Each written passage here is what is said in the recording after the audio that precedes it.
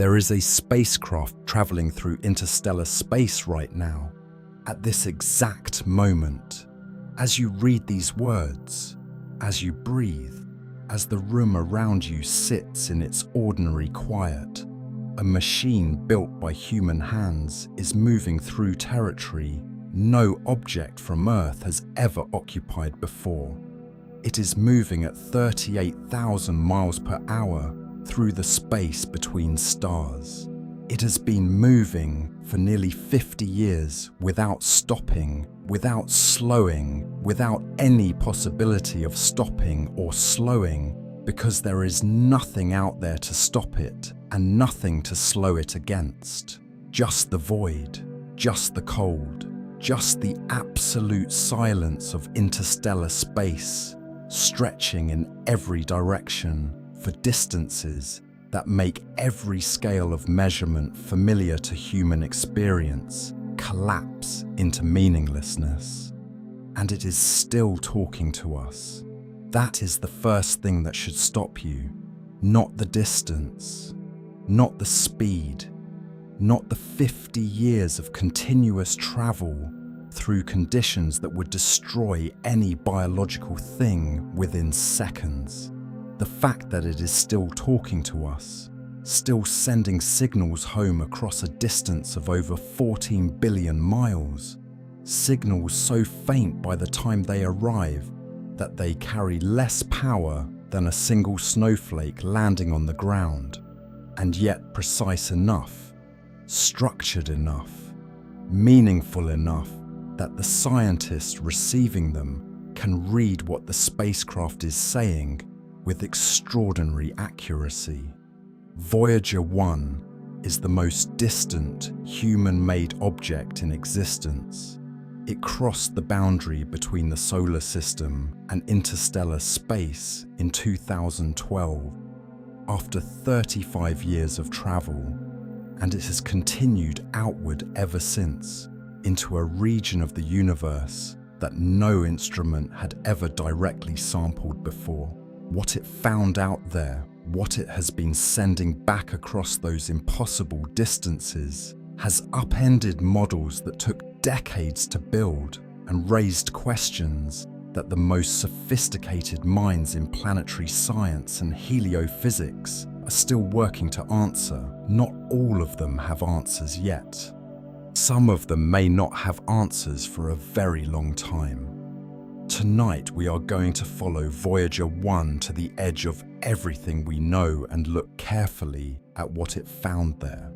Not the comfortable summary version, the actual data, the actual anomalies, the actual signals that came back from the boundary of the solar system and landed in the receivers of the Deep Space Network and made scientists look at their instruments twice, then look at their colleagues, then sit down and start asking questions they had not known they needed to ask. Before we go further, if you are here because you need something to carry you through the quiet hours, stay with this. What follows is worth the time. Let us begin with what Voyager 1 actually is, because understanding what it is makes what it accomplished impossible to fully absorb without a long pause. Voyager 1 was launched on September 5th, 1977 from Cape Canaveral in Florida. It weighed 1,820 pounds at launch. It stands roughly 12 feet tall. Its main dish antenna, the one it uses to communicate with Earth, is about 12 feet in diameter, roughly the size of a large dining table. Its computers have a combined memory of approximately 68 kilobytes. For context, a single low-resolution photograph taken on a modern smartphone contains more data than the entire memory capacity of the most complex computer system aboard the most distant spacecraft ever built. Its power comes from 3 radioisotope thermoelectric generators. devices that convert the heat produced by the radioactive decay of plutonium-238 into electricity.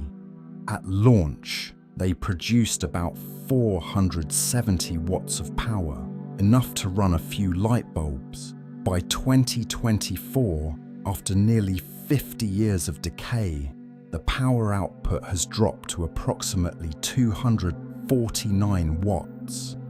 Engineers at NASA's Jet Propulsion Laboratory in Pasadena, California, managed this dwindling power budget with extraordinary precision, shutting down heaters and instruments one by one over the years to keep the essential systems running, to keep the spacecraft talking, to keep the data coming in from the edge of everything. The transmitter that sends signals from Voyager 1 back to Earth operates at 23 watts, less power than the bulb in most refrigerators. By the time that signal crosses 14 billion miles of interstellar space and arrives at one of the massive 230-foot dish antennas of the Deep Space Network, it carries approximately 1 femtowatt of power. That is 1 quadrillionth of a watt, 1 followed by 15 zeros, then a decimal point, then a 1. The faintest signal that humans routinely receive and decode, and yet they decode it every day. From a machine built 50 years ago with technology that the engineers of that era considered cutting edge, and that the engineers of today consider almost incomprehensibly primitive. A command sent from Earth to Voyager 1 today takes approximately 22 hours and 35 minutes to arrive. A response takes the same time to return. A single exchange, a question and an answer, takes over 45 hours. When something goes wrong on the spacecraft, when an instrument sends back anomalous data or a system behaves unexpectedly, the engineers on Earth who notice it must wait nearly 2 days to find out whether their response had any effect. They work in geological time while managing a machine moving through space at tens of thousands of miles per hour. This is the technology that reached the edge of the solar system. This is the technology that crossed into interstellar space. This is the technology that is still today sending back data from a region of the universe no instrument had ever sampled before Voyager got there. Keep that in mind. Keep it close.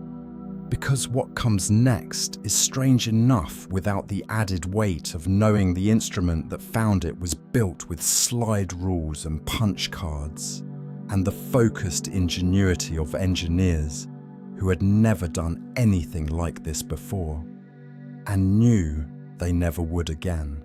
Now let us talk about what Voyager 1 was supposed to find at the edge of the solar system, because the gap between what scientists predicted and what the spacecraft actually found is where the real story lives. By the time Voyager 1 was approaching the boundary of the solar system in the early 2000s, scientists had been building and refining models of that boundary for decades. They knew the basic picture. The sun constantly emits a stream of charged particles called the solar wind, a plasma of protons and electrons flowing outward in all directions at speeds between 250 and 500 miles per second. This solar wind fills the heliosphere, the vast bubble of space dominated by the sun's magnetic field and particle output, extending far beyond the orbit of Neptune and into the deep outer solar system. Eventually, this outflow has to stop. It cannot expand forever. The galaxy is not empty. Between the stars there is gas, extraordinarily thin, perhaps 1 atom per cubic centimeter on average, but not nothing. This interstellar medium has its own pressure, its own magnetic field, its own momentum. Where the solar wind meets the interstellar medium, a boundary forms, the place where the outward pressure of the sun's output equals the inward pressure of the surrounding galaxy. Scientists call this boundary the heliopause. Beyond the heliopause is interstellar space. True interstellar space. Space no longer dominated by our star. Space where the magnetic field belongs to the galaxy rather than the sun.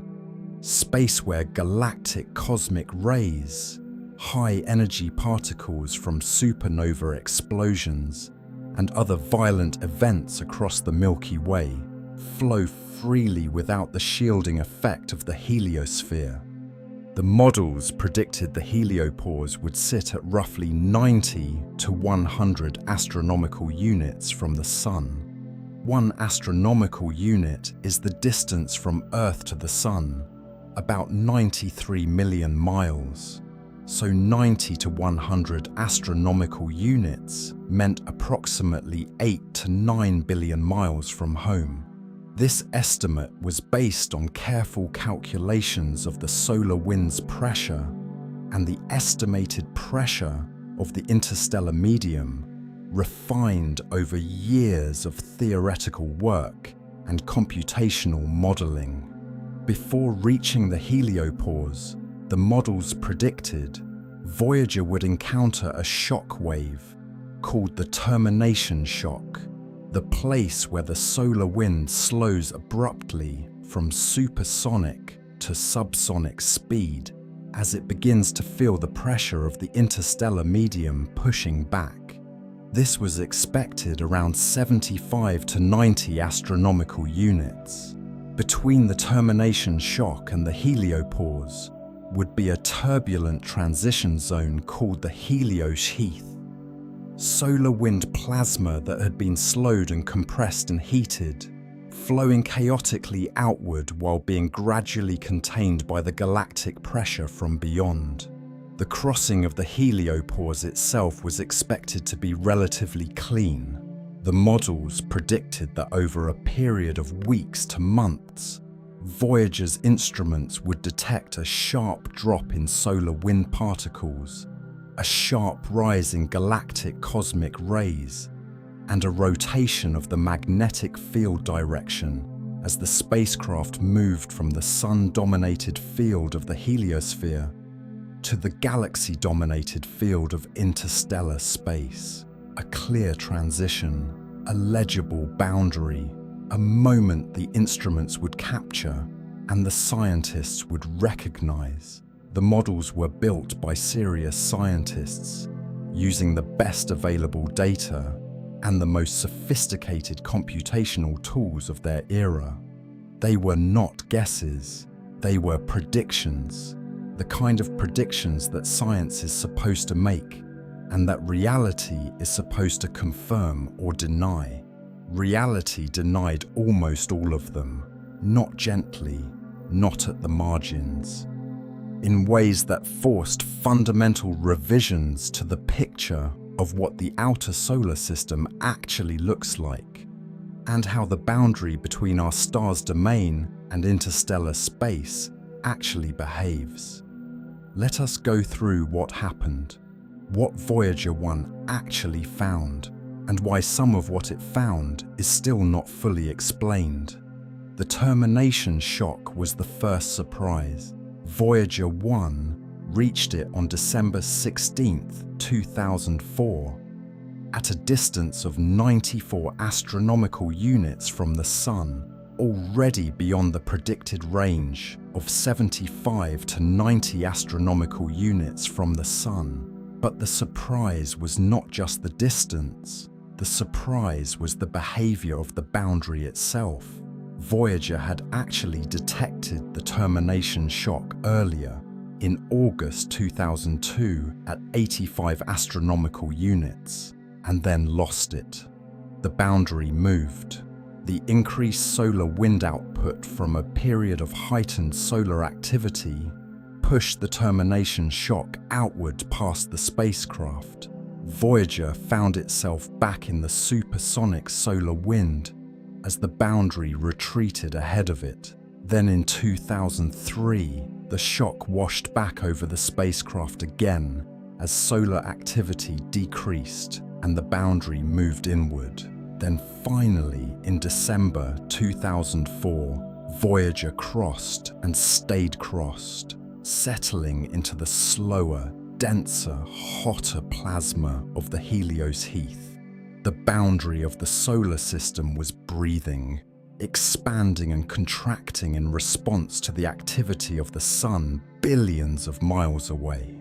Not the static line the models had imagined, but a dynamic surface, oscillating over distances of billions of miles on timescales of months to years. Voyager 2 reached the termination shock in August 2007 at 84 astronomical units, about 10 astronomical units closer to the Sun than where Voyager 1 had crossed.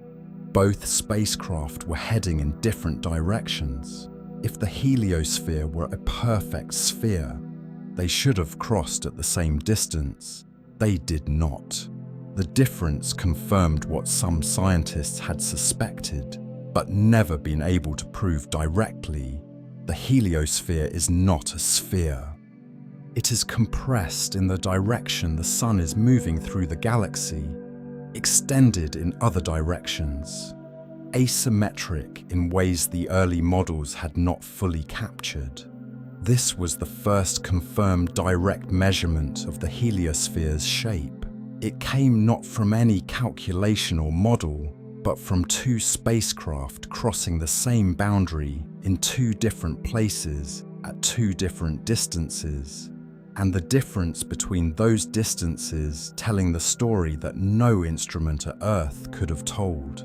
Then came the Helios Heath, the turbulent transition zone between the termination shock and the heliopause. The models had predicted it would be 10 to 20 astronomical units thick, a substantial but comprehensible buffer zone between the shocked solar wind and true interstellar space. Voyager would spend perhaps 5 to 10 years crossing it before reaching the heliopause, around 100 to 110 astronomical units. What Voyager found in the Helios Heath was stranger than the models had anticipated, significantly stranger. And the strangeness was not just in the measurements, but in what the measurements implied about the structure of the boundary itself. Starting in 2000, years before Voyager 1 should have been anywhere near the heliopause, the spacecraft began detecting increasing levels of galactic cosmic rays. These are high-energy particles from outside the solar system, accelerated by supernova shockwaves and other violent events across the galaxy. They should have been blocked or attenuated by the heliosphere. Their intensity should have increased only at or beyond the heliopause, not in the middle of the Helios Heath where Voyager still clearly detected solar wind plasma and magnetic field characteristics consistent with being inside the Sun's domain.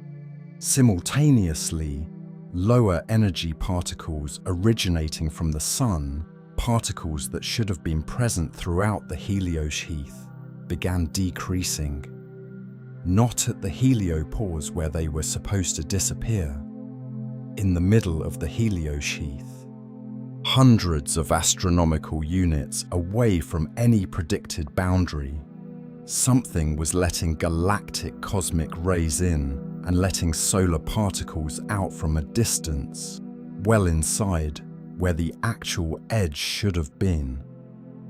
Something was creating a path, a connection between the Helios Heath and interstellar space that the models had not predicted and that the data alone could not fully explain. Then in June 2012, Voyager 1 detected something that had no name yet, because nothing like it had ever been observed before. The magnetic field in the region surrounding the spacecraft suddenly reorganized.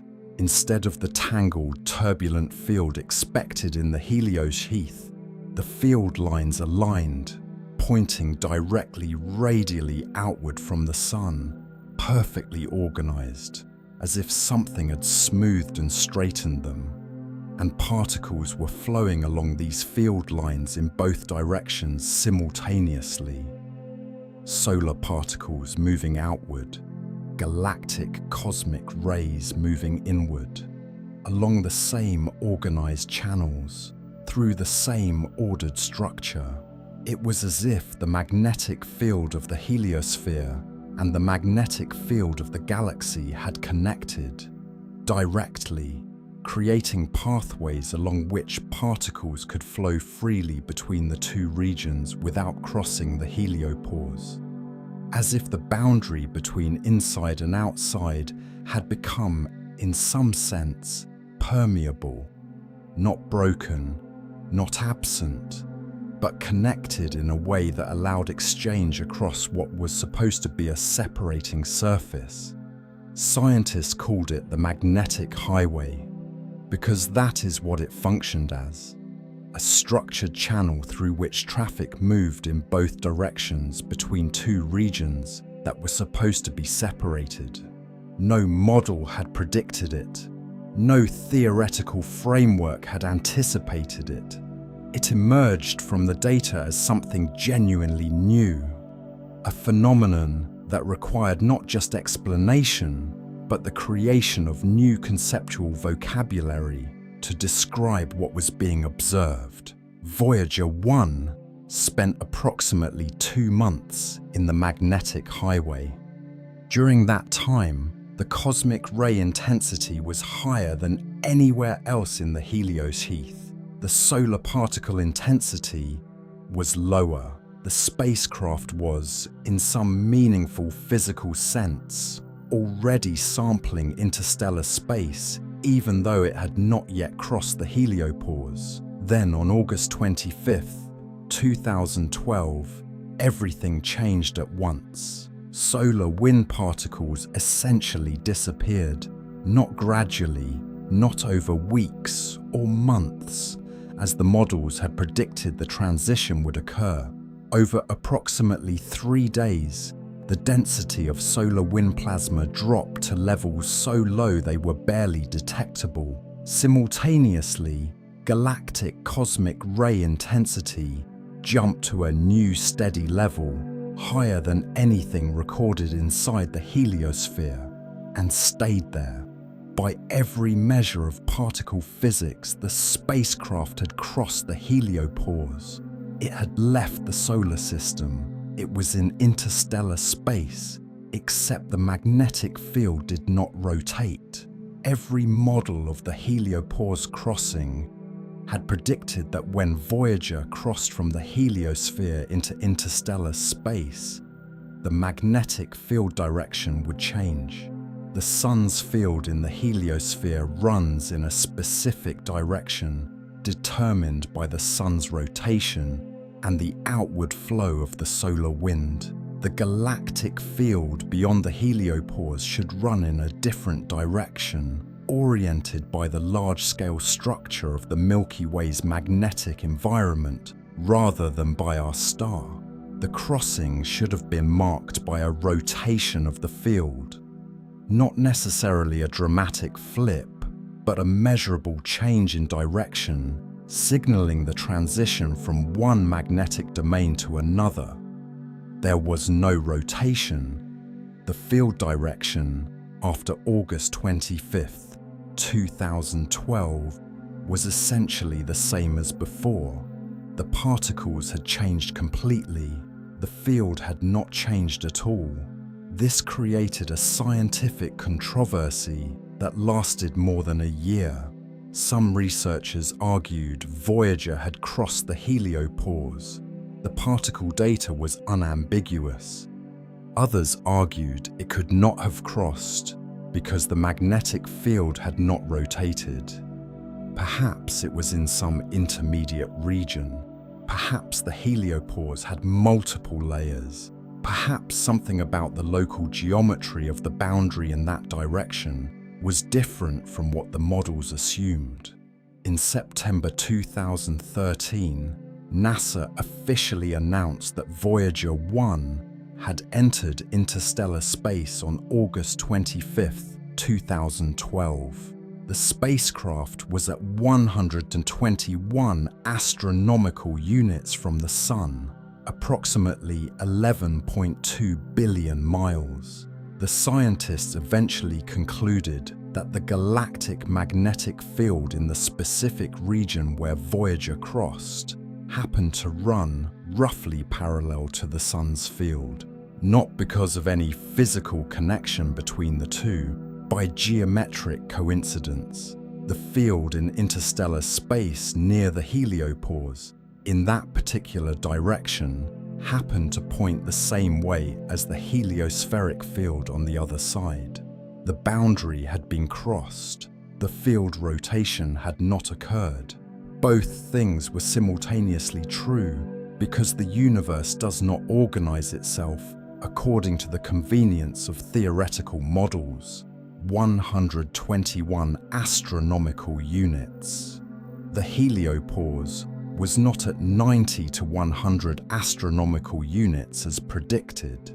It was at 121 astronomical units, 20 to 30% farther than every model had calculated. In absolute terms, approximately 2 billion miles beyond where scientists had expected to find it.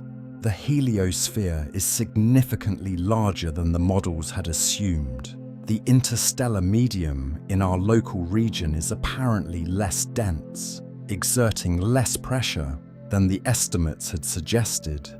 The Sun's output is pushing farther against the surrounding galaxy than anyone had calculated. This matters beyond the immediate question of where the boundary sits. A larger heliosphere means more shielding from galactic, cosmic rays. It means the inner solar system, the region where Earth orbits, is better protected from high-energy radiation from the galaxy than the models had suggested. Over geological timescales, this affects Earth's atmosphere, its chemistry, potentially its climate. The heliosphere is not just an interesting boundary, it is a shield, and it is larger than we thought. But the distance was not the strangest finding. The distance was surprising. What came next was genuinely difficult to explain. After Voyager 1 crossed the heliopause and entered interstellar space in August 2012, the instruments continued returning data, and the data continued to contain anomalies, things that the models of interstellar space, models built on decades of theoretical work and remote astronomical observation, had not predicted. The first was detected in October and November 2012. Voyager's plasma wave instrument, a device designed to detect oscillations in the plasma surrounding the spacecraft, registered a burst of wave activity, not a random signal. A structured oscillation at a specific frequency that persisted for weeks, then faded, then returned in April and May 2013 at a slightly different frequency, then again in March 2014. Scientists analyzed the frequency of these oscillations. The frequency of plasma waves in a gas depends on the density of electrons in that gas. From the frequency, they could calculate the electron density of the interstellar medium surrounding Voyager.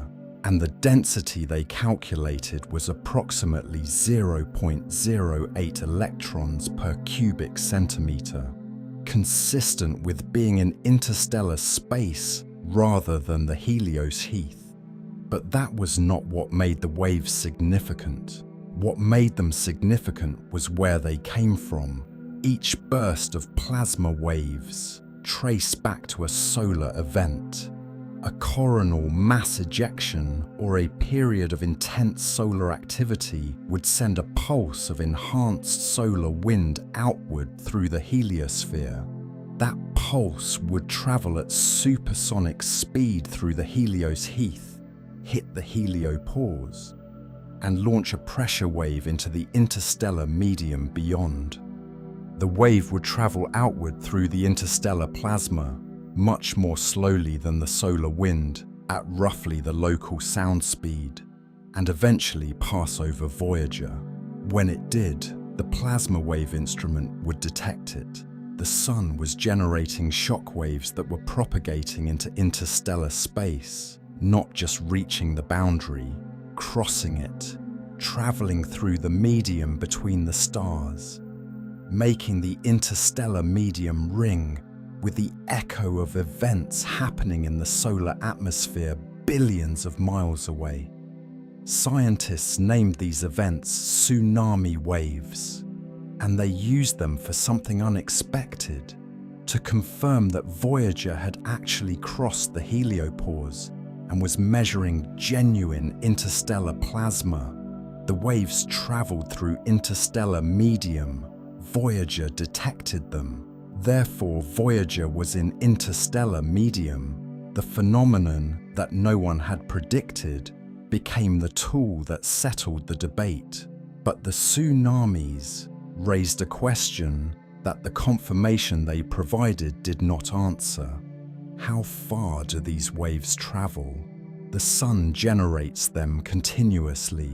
Every major outburst sends a pulse that crosses the heliopause and propagates outward.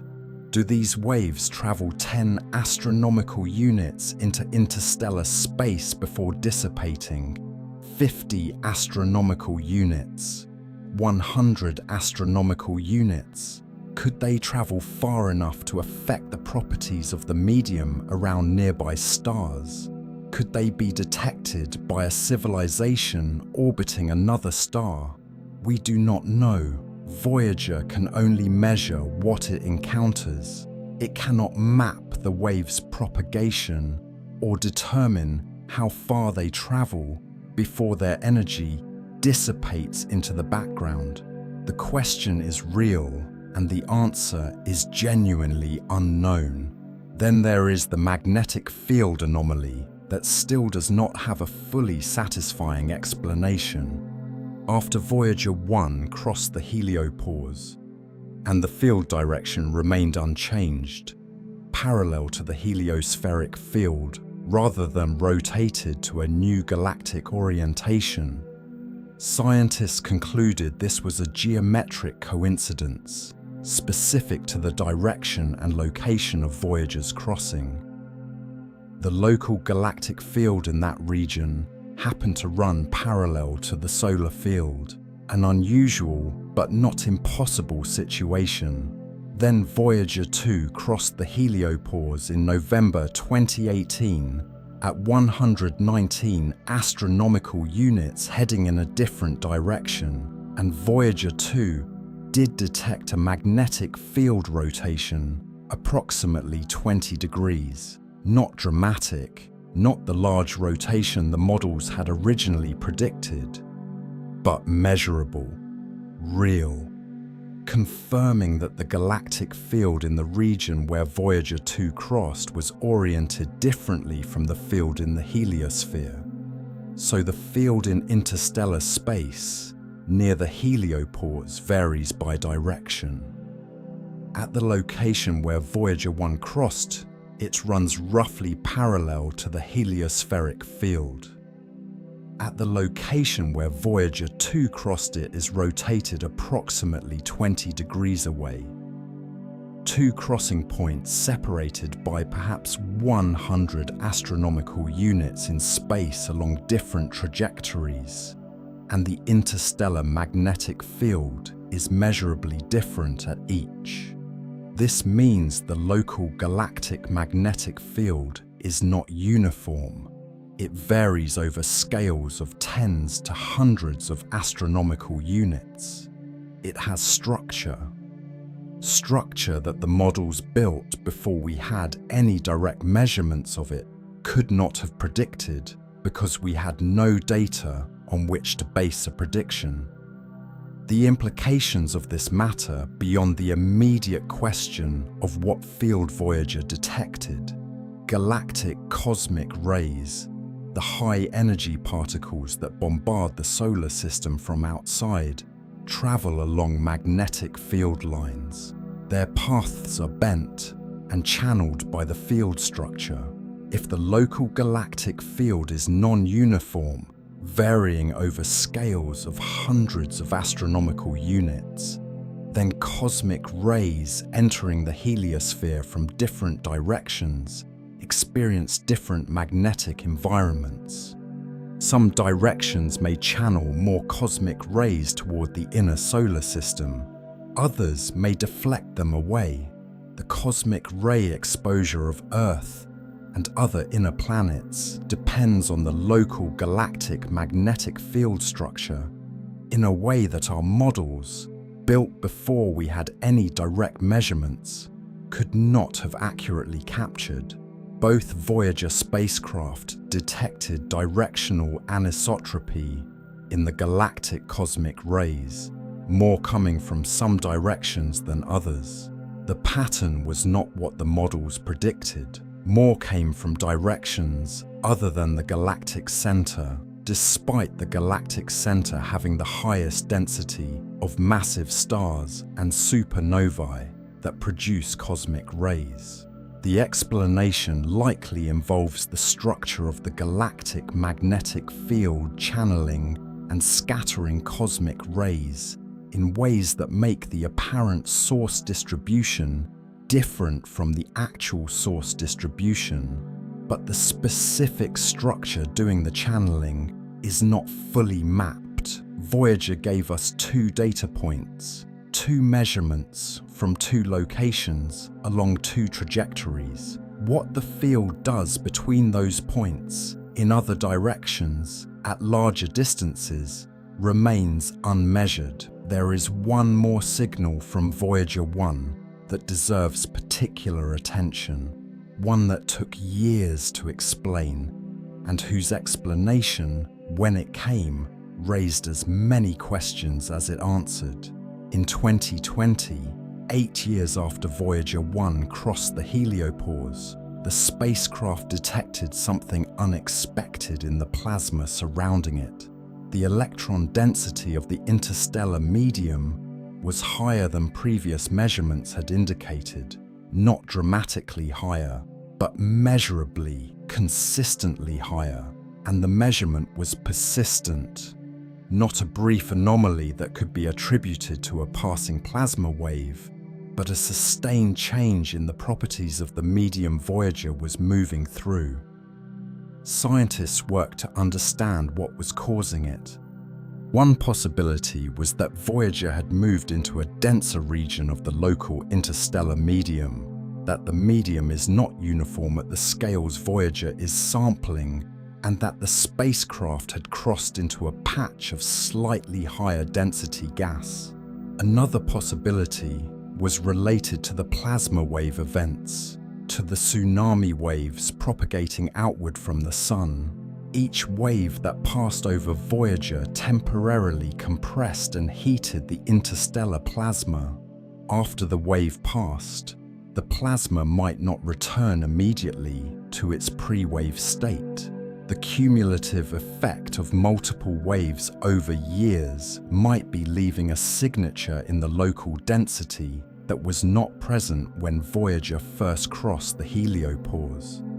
A paper published in 2021 by scientists at the University of Iowa suggested a third possibility. one with more significant implications.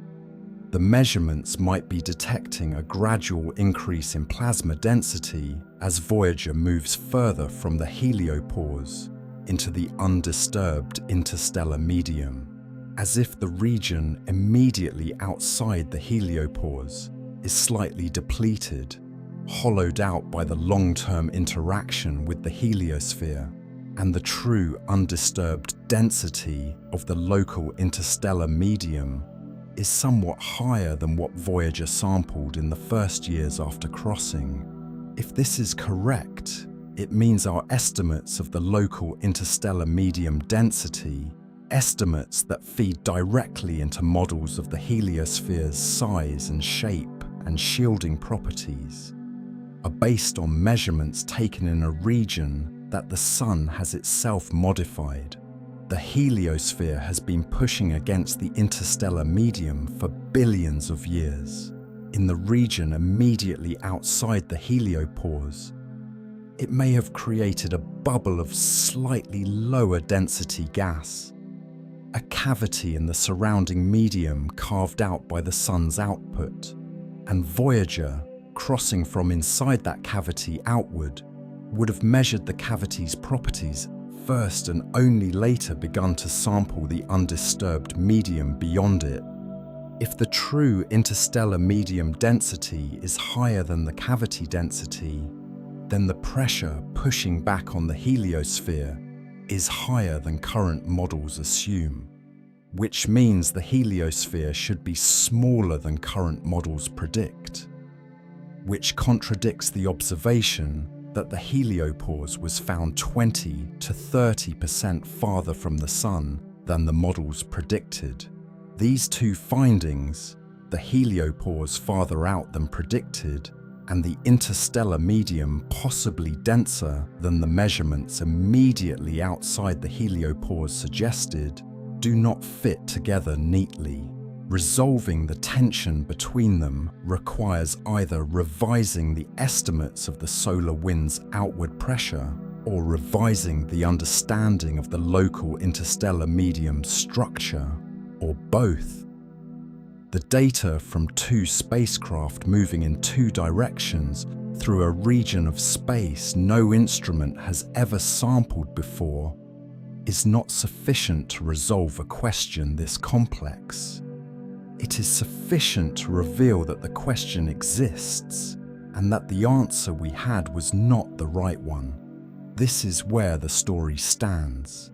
This is what Voyager 1 has sent back from the edge of everything we know, not a clean confirmation of the models, not a neat package of discoveries that slot into existing frameworks, a series of genuine surprises, some partially explained and some still open, about the nature of the boundary between our solar system and the galaxy beyond it.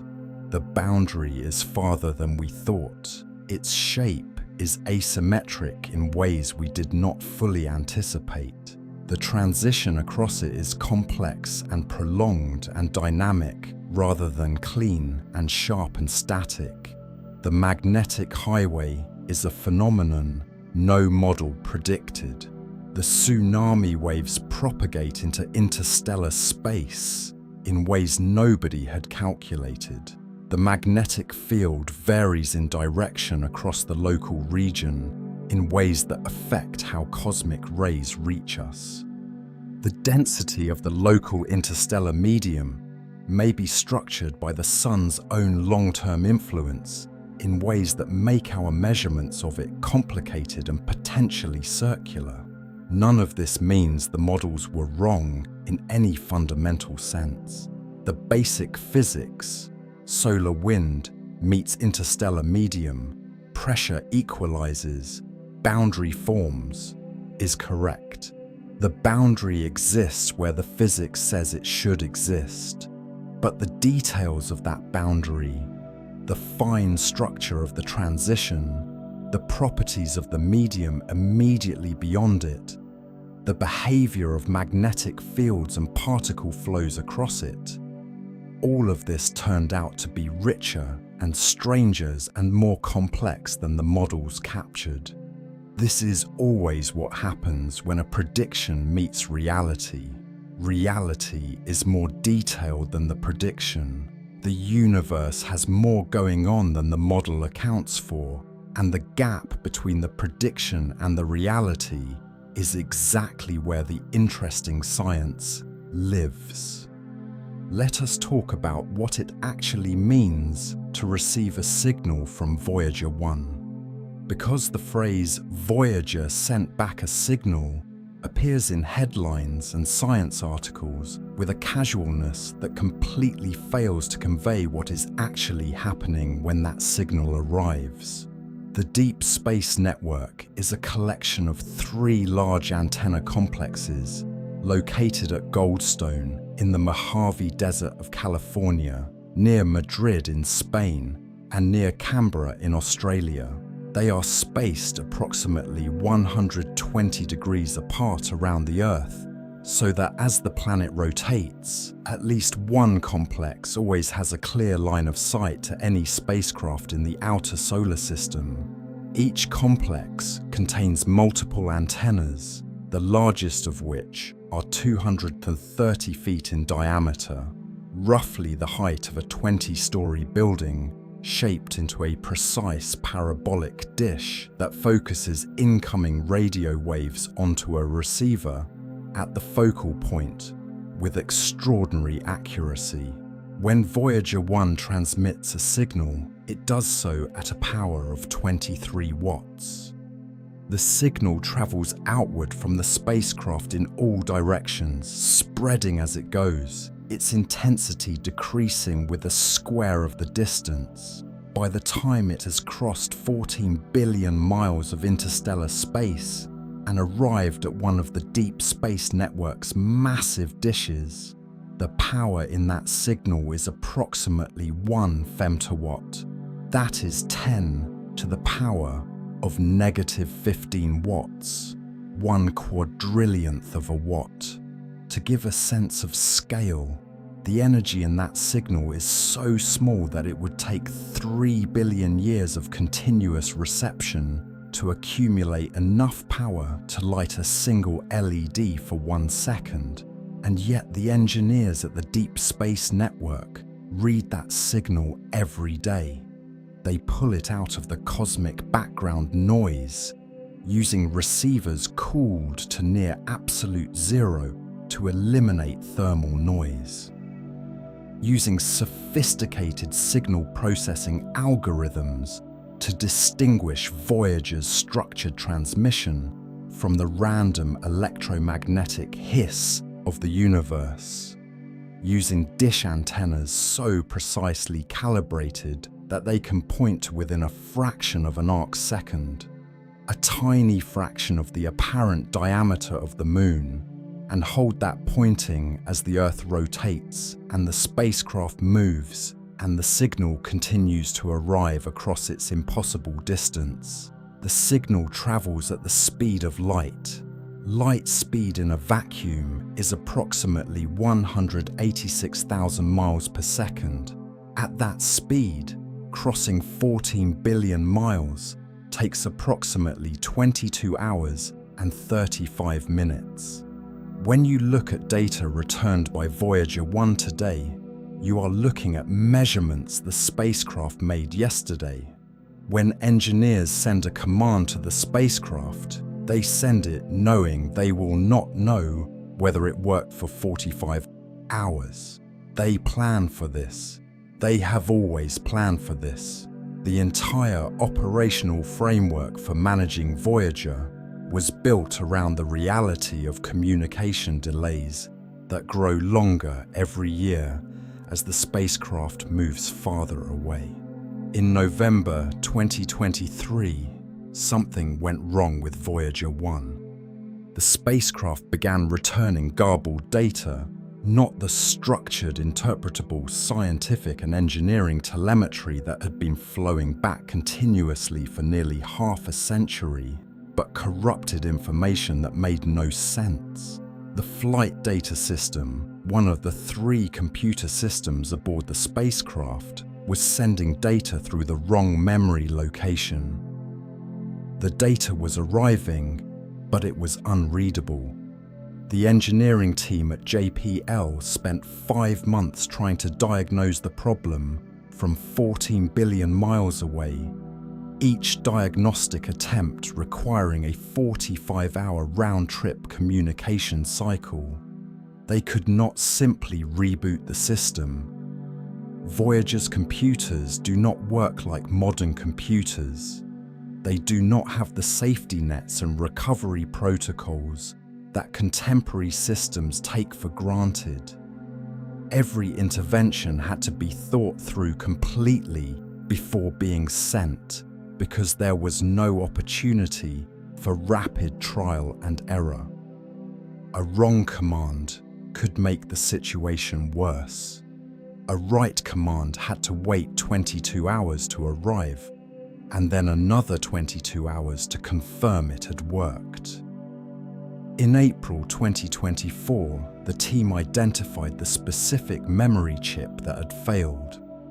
A chip containing a small portion of the flight data system's code. The chip itself could not be repaired, but the engineers devised a solution: divide the corrupted code into sections, store those sections in different locations throughout the spacecraft's memory, and update the software pointers to tell the system where to find each section, essentially rewriting the spacecraft's operating procedures to route around a failed component from 14 billion miles away on a computer with 68 kilobytes of total memory, using commands that took 22 hours to arrive. It worked. In April 2024, Voyager 1 resumed returning readable engineering data. In May 2024, the science instruments came back online. The spacecraft was talking again, coherently, from the edge of the solar system. After a 5-month communication crisis, managed entirely through 45-hour round-trip diagnostic exchanges with a machine that should, by any reasonable expectation, have stopped working decades ago. The people who designed Voyager built it to last 5 years. They built it to reach Jupiter and Saturn and then drift silently into the outer solar system as power faded and instruments failed and the signal grew too faint to read. They did not design it to cross the heliopause. They did not design it to enter interstellar space. They did not design it to be repaired from Earth in 2024 via software patches uploaded across 14 billion miles to a computer with less memory than a pocket calculator. And yet, here we are. The machine is still running. The signal is still coming in. The data is still being received and read and analyzed and argued over by scientists who were not yet born when Voyager launched. This is worth sitting with for a moment before we continue. The fact that Voyager 1 is still operational is not just an engineering achievement. It is an argument about what human beings are capable of when they decide something is worth doing and then actually do it with everything they have. The engineers who designed and built and launched and managed and repaired this spacecraft across 5 decades were not superhuman.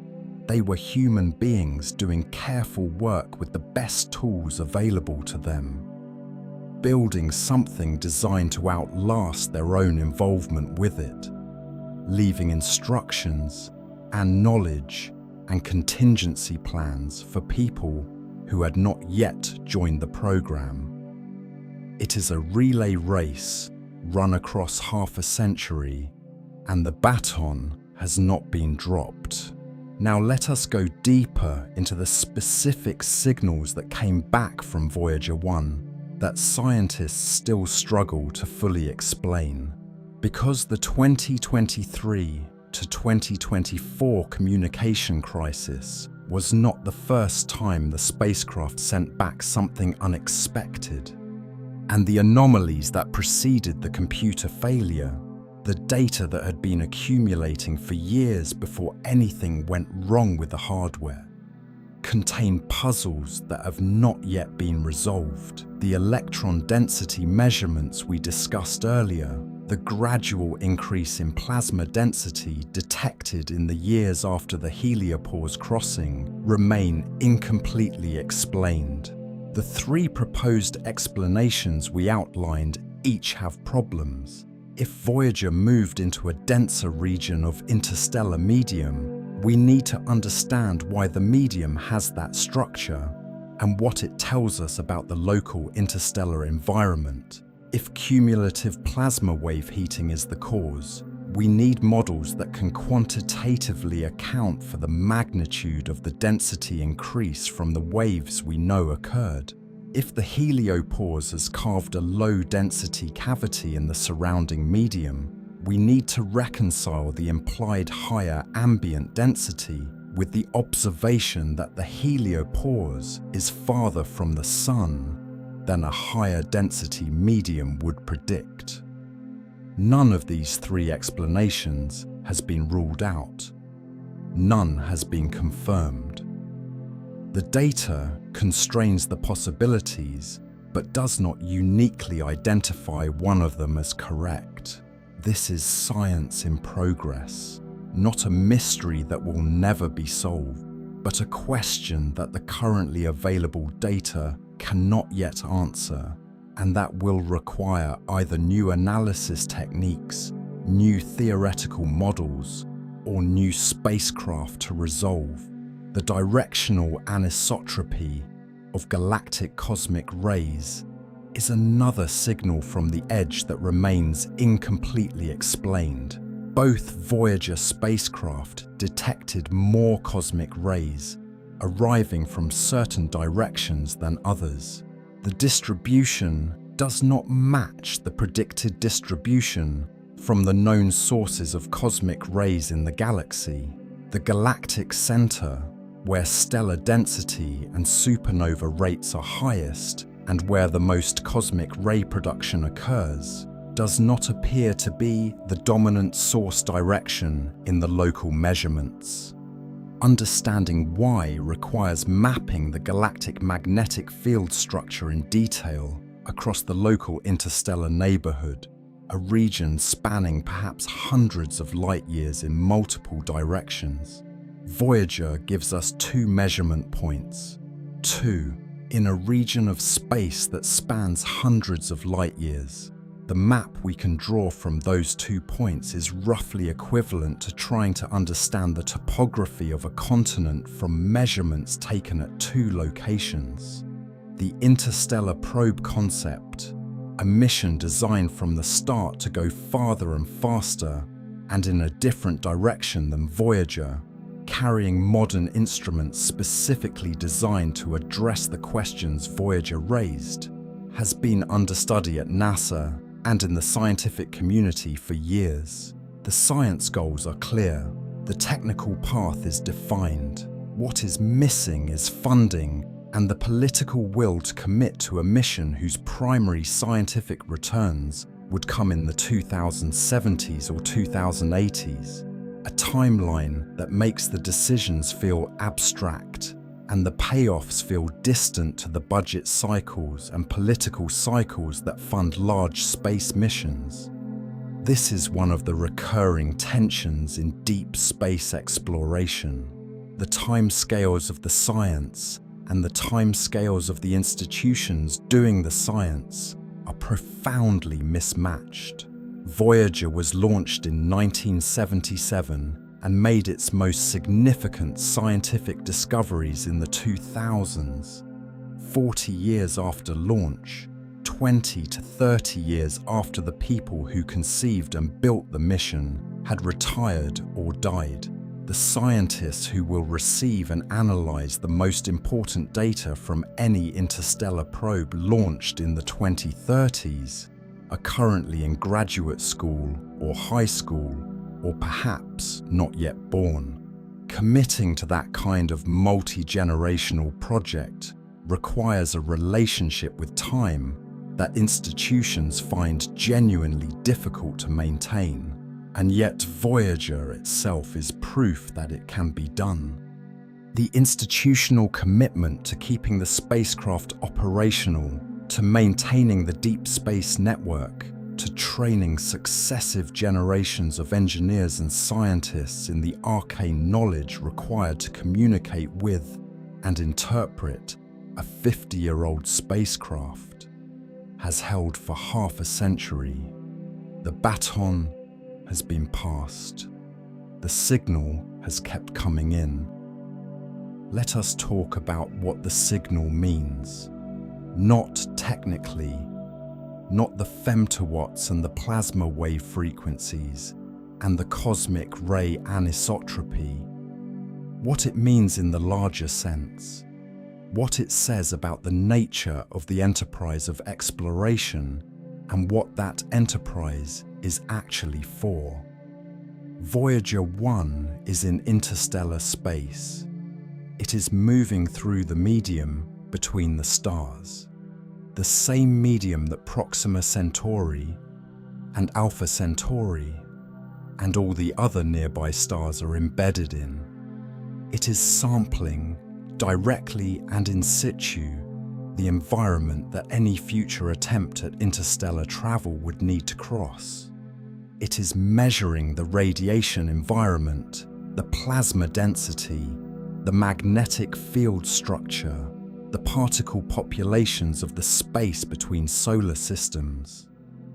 The data it returns is not just scientifically interesting in the abstract, it is practically relevant to any realistic planning for human expansion beyond the solar system. If humanity ever sends a crewed mission to another star, a project that would require technologies orders of magnitude beyond what currently exists, on timescales of centuries or longer, the people planning that mission will use Voyager's measurements of the interstellar medium as foundational data.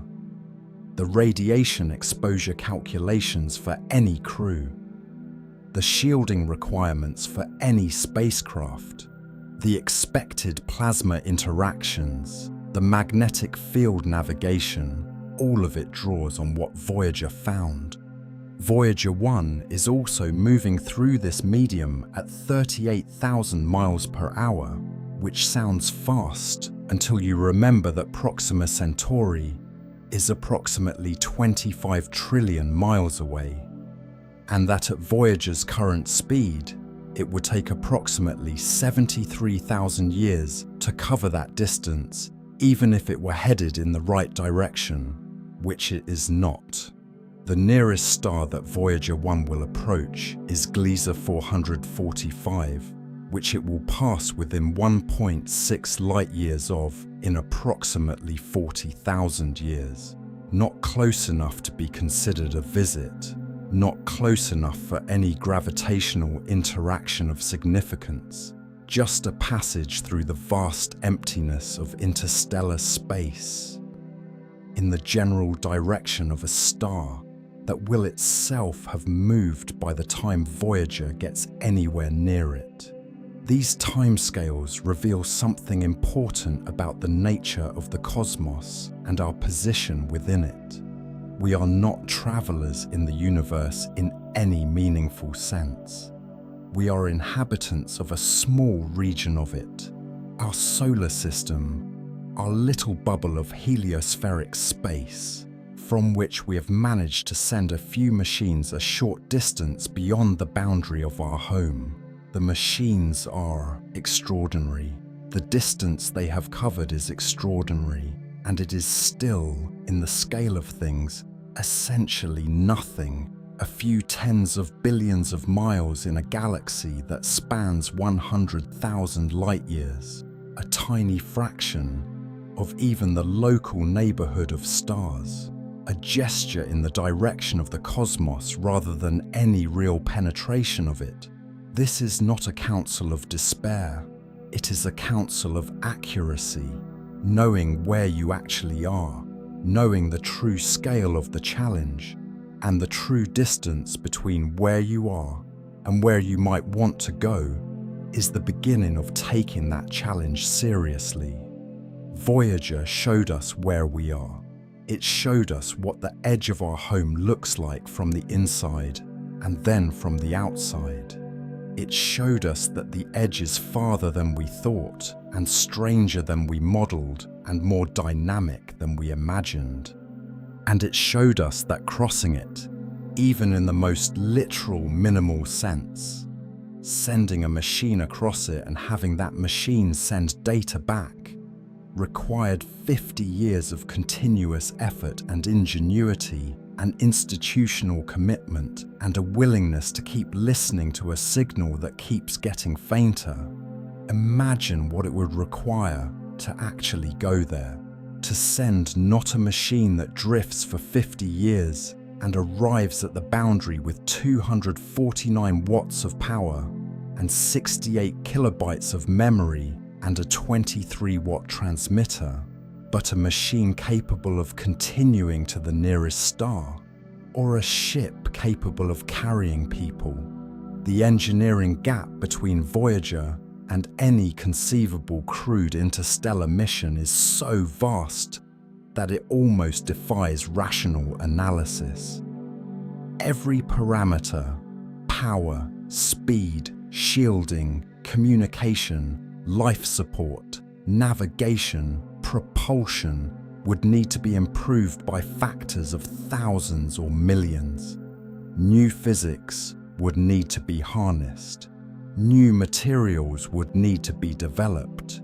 New institutional frameworks capable of sustaining a project across centuries would need to be invented. None of this is impossible in principle. Physics does not forbid it. The laws of nature as we understand them do not rule out interstellar travel. They make it extraordinarily difficult. They make it a challenge of a different order of magnitude from anything humanity has ever attempted. But difficulty is not impossibility.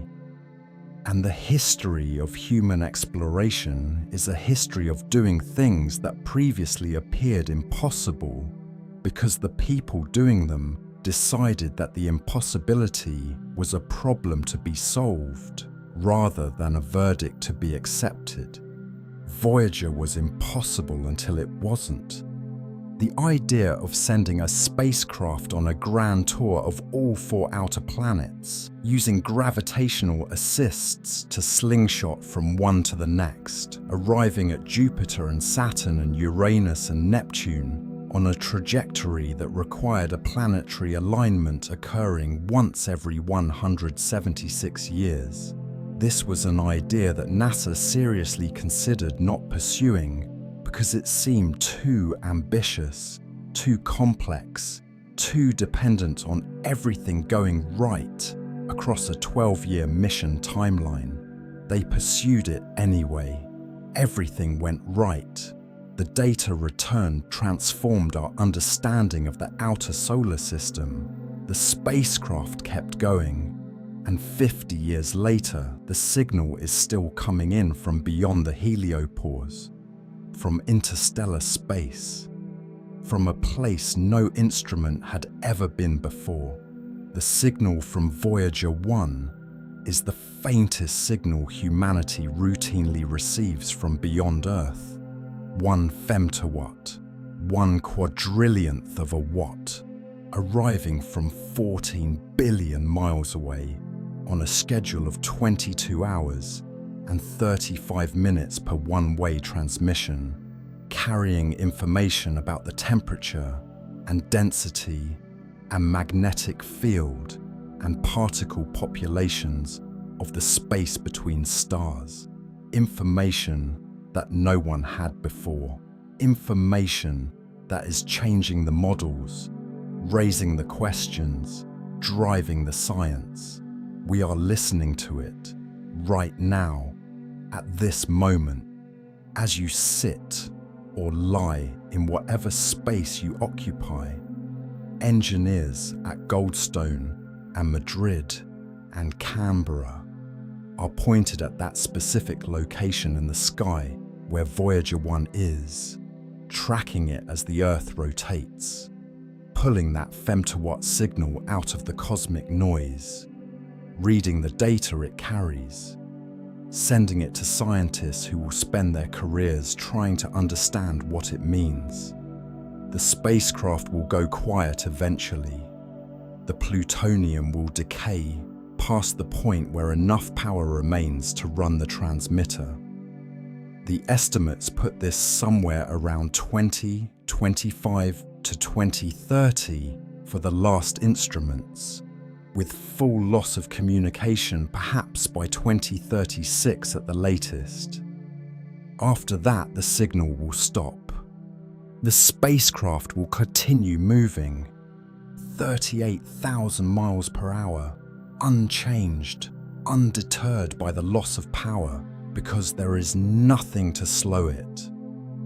But the data will stop coming. The conversation will end. Between now and then, every transmission matters. Every data point returned is information from a place no instrument has been before and may not be again for a very long time.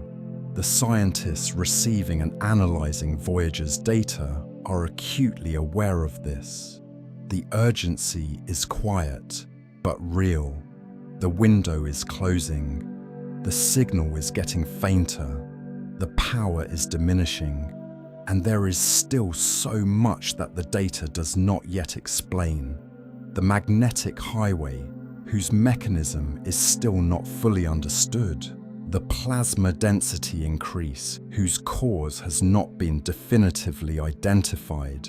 The cosmic ray anisotropy, whose source distribution does not match the models. The heliopause boundary that was 20 to 30% farther than predicted, in ways that the subsequent measurements of interstellar medium density have not fully accounted for.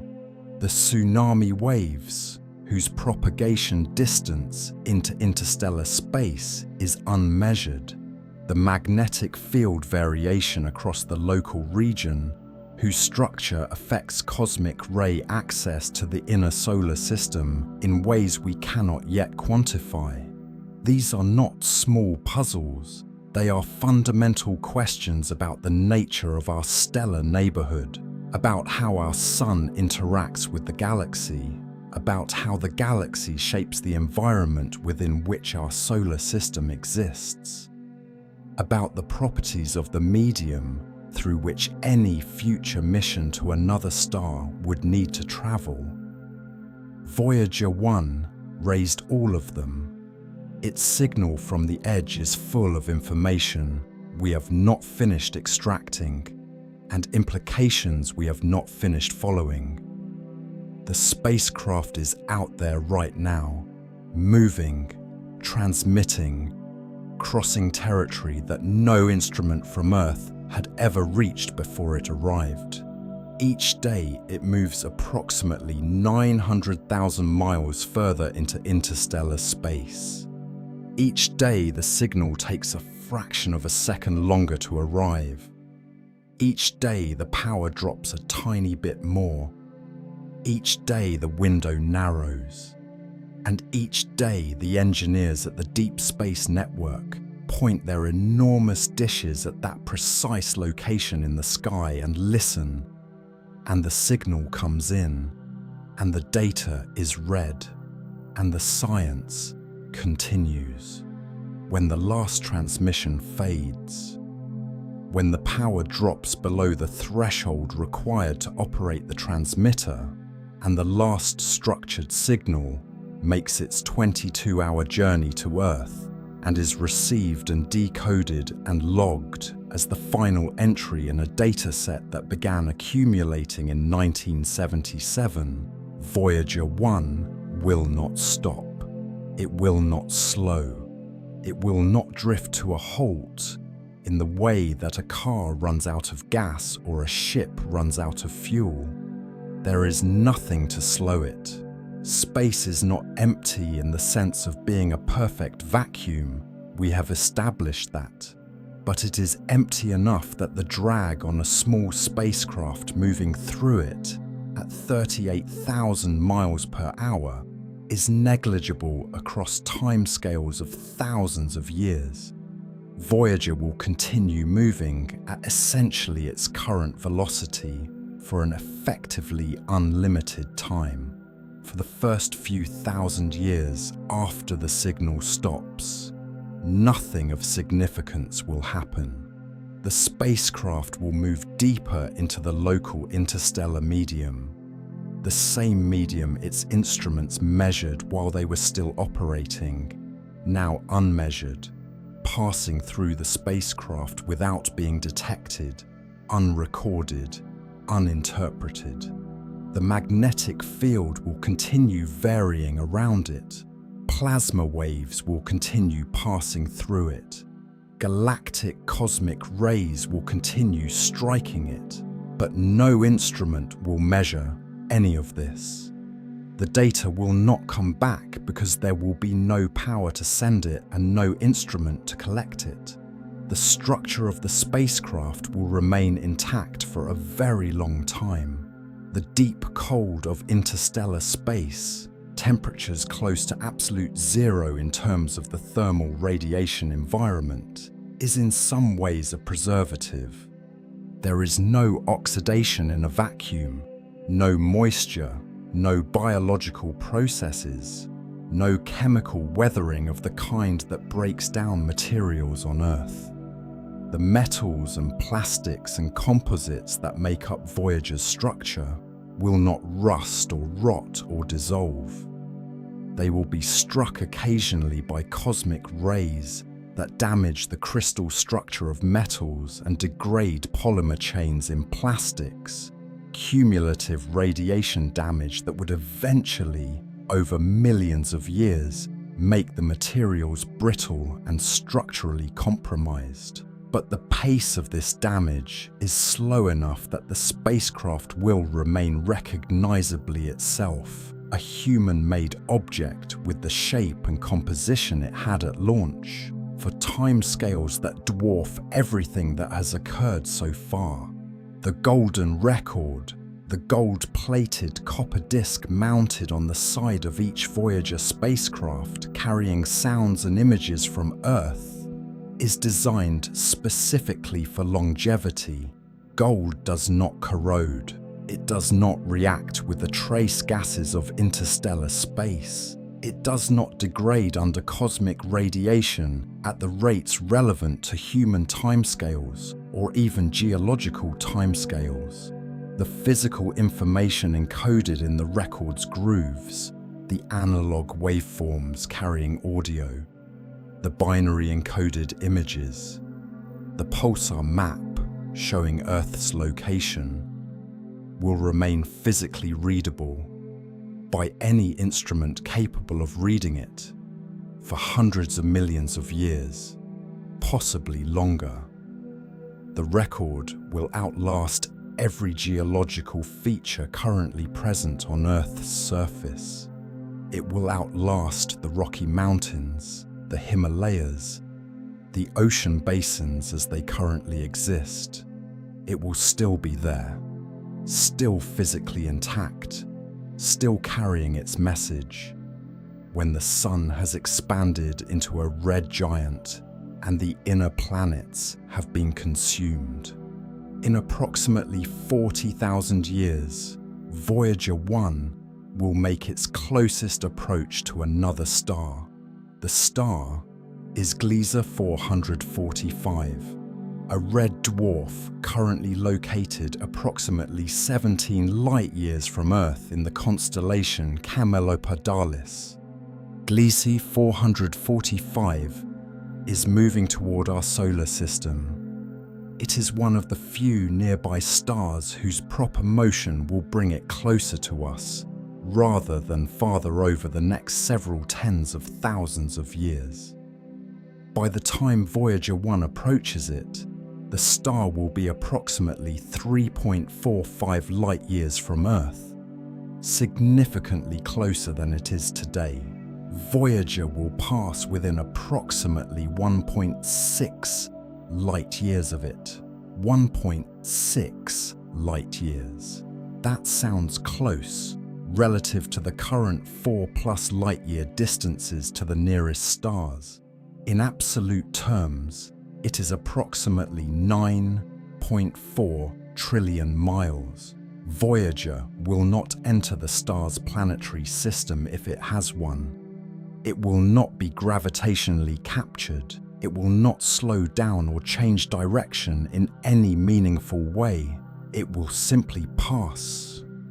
A tiny, cold, dark object drifting through the outskirts of another star's gravitational influence, and continue on into the void beyond. The probability that any civilization orbiting Gliese 445 would detect Voyager as it passes 1.6 light-years away is effectively zero.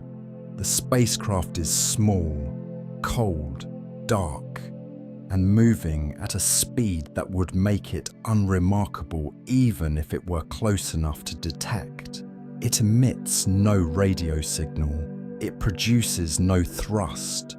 It reflects no sunlight.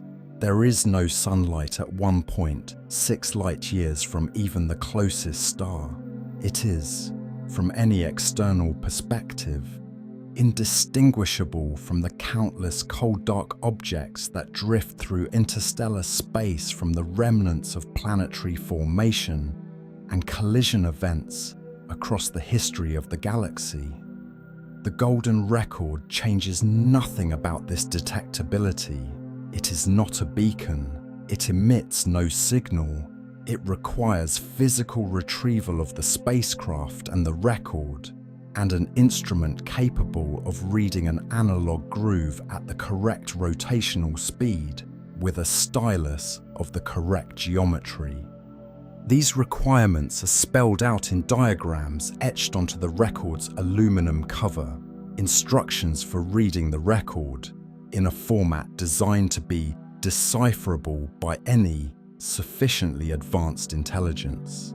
But the intelligence would first need to find the spacecraft, and finding it requires being in approximately the right place at approximately the right time, and having instruments sensitive enough to detect a meter-scale dark cold object moving through interstellar space. The probability of this occurring is, as the scientists who created the golden record freely acknowledged, vanishingly small. They created it anyway, not because they expected it to be found. They created it because the act of creating it was meaningful, because deciding what to include forced a confrontation with the question of what humanity is and what we would want another intelligence to know about us. Because the golden record is not really a message to the cosmos. It is a message to ourselves, a record of what we valued enough to send into eternity when we had the chance to send something, a reflection of who we were in 1977, looking outward, reaching beyond the solar system for the first time, wanting to mark the occasion with something that would last. The sounds on the record include the music of Johann Sebastian Bach, Ludwig van Beethoven, Wolfgang Amadeus Mozart, Igor Stravinsky, music from Java, Senegal, Australia, Peru, Japan, India, China, Georgia, the American South, a Navajo night chant, a Peruvian wedding song, Chuck Berry's Johnny B. Good, the sound of wind and rain and thunder and surf, the songs of humpback whales, the sounds of a mother's first words to her newborn child, a heartbeat, laughter, a kiss. There are greetings in 55 languages, from ancient Akkadian to modern Mandarin. Most of them variations on the same theme. We come in peace. We hope to meet you someday. We are here, and we are reaching out. There are 116 images encoded as audio waveforms depicting mathematics, physics, chemistry, anatomy, Earth's landscapes and oceans and cities, humans of different ages and cultures, engaged in the ordinary and extraordinary activities of being alive. There is a diagram of DNA. There is the Golden Record's own instructions for use. There is a pulsar map showing Earth's location relative to 14 pulsars. A kind of cosmic address written in the language of physics, legible in principle to any intelligence with the mathematical framework to read it. All of this is aboard a spacecraft currently moving through interstellar space at 38,000 miles per hour. Silent now, or soon to be silent, but present, physical, real, carrying its cargo of human sounds and images and greetings through the space between stars at a speed that will bring it near another star in 40,000 years, and that will carry it around the galaxy in roughly 225 million years. One galactic orbit, completing a circuit of the Milky Way, while the record it carries continues to hold its message intact. In 225 million years, the Earth will be unrecognizable. The continents will have moved. The ocean basins will have changed shape. The species that dominate the planet's land surfaces will be entirely different from the ones that dominate them today. Evolution moves fast enough across 225 million years to produce changes as dramatic as the difference between the Triassic period and the present. The civilization that built Voyager will be gone. Not necessarily ended, but transformed so completely by time and change and whatever comes next that calling it by the same name would be misleading. Perhaps something descended from it will exist, somewhere in the solar system or beyond it. Perhaps nothing will. We cannot know. But Voyager will be out there, still moving, still carrying the record. Still a physical artifact of the moment when a species on a small rocky planet first managed to send something beyond its home star's gravitational domain and into the space between the stars. A capsule not of time, but of identity, not preserved from change, but launched into permanence, beyond the reach of the forces that change everything on Earth, into the unchanging cold of interstellar space, where only cosmic rays and the slow drift of gravitational encounters can alter its trajectory over the immense spans of time it will travel. The spacecraft will likely outlast the Sun, not certainly. A sufficiently close gravitational encounter with another star over the billions of years ahead could disrupt its trajectory, potentially sending it into a star or out of the galaxy entirely. The probability of such an encounter is not negligible over a billion-year timescale, but if it avoids such encounters, if it simply drifts, it will still be drifting when the Sun exhausts its hydrogen fuel in approximately 5 billion years and expands into a red giant, engulfing Mercury and Venus and possibly Earth. It will still be drifting when the red giant sheds its outer layers and collapses into a white dwarf. It will still be drifting when that white dwarf cools over trillions of years into a cold, dark remnant called a black dwarf, a stellar corpse in a universe that has grown dark and cold around it. This is the actual scale of what Voyager 1 is and where it is going. Not a spacecraft on a mission, a spacecraft past its mission, past its operational life, past the point where any human being alive today will be alive to know what happens to it, moving through interstellar space on a trajectory that continues indefinitely into a future so remote that the words remote and future barely apply. It is not going somewhere, it is just going in the direction physics and its launch trajectory determined at the speed those forces gave it for as long as space continues to be space, which is to say, effectively forever.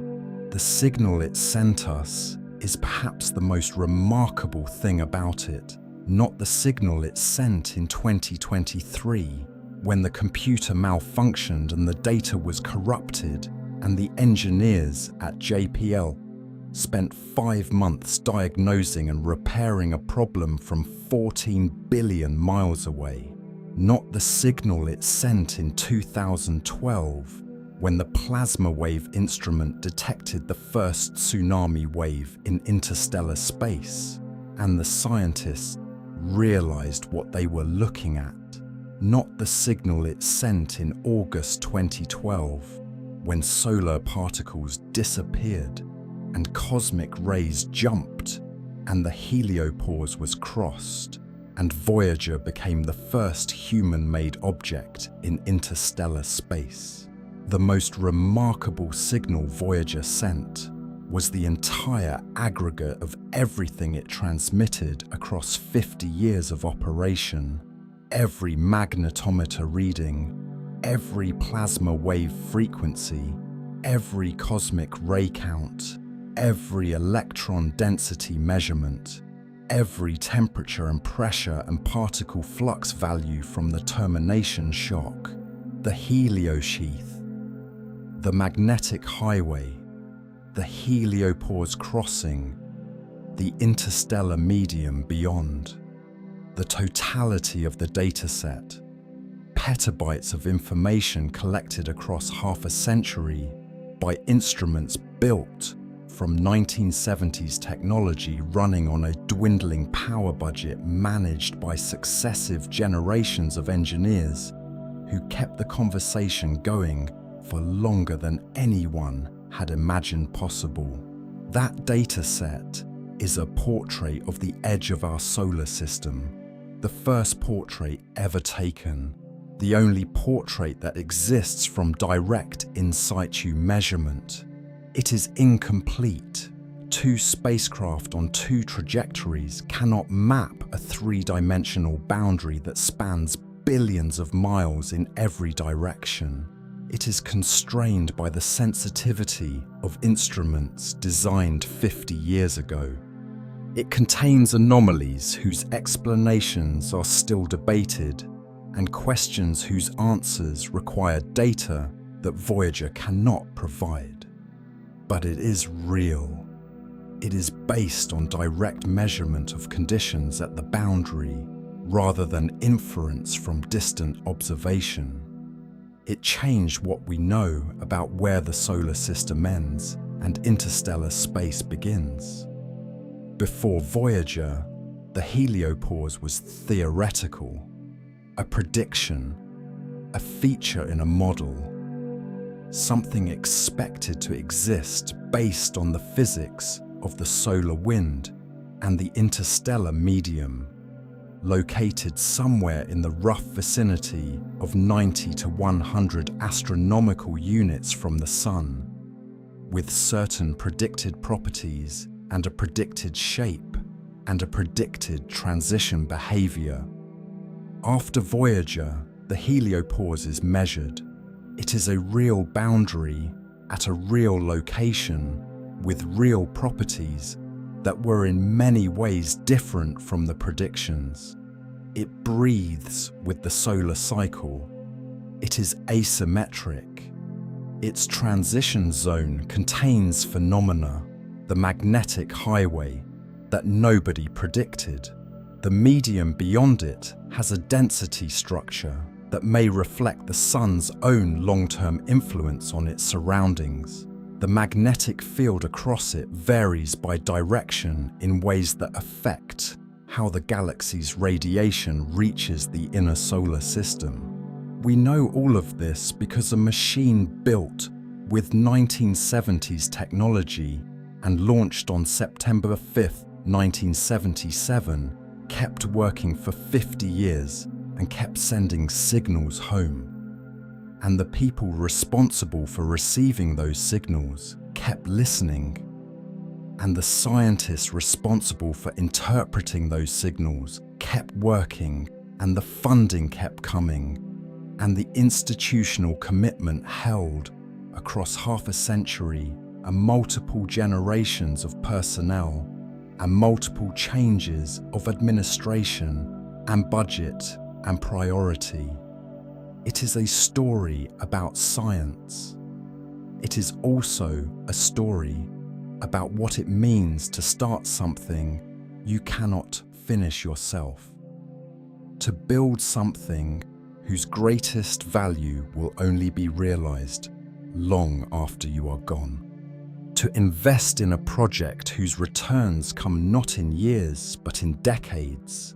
Not in one scientific career, but in many. Not in one generation's understanding, but in a gradual accumulation of knowledge that no single person can hold in their mind, because it is too large and too detailed and too interconnected to be grasped whole by any individual. Voyager 1 is the product of thousands of people across 5 decades. The engineers who designed the spacecraft, the scientists who designed the instruments, the mission planners who calculated the trajectories, the ground controllers who managed the communications, the software engineers who uploaded patches to a computer 14 billion miles away, the scientists who analyzed the data, the graduate students who carried the analysis forward into the next generation, the network operators who kept the deep space network running and calibrated and pointed at the right place in the sky. None of them alone could have done any of this.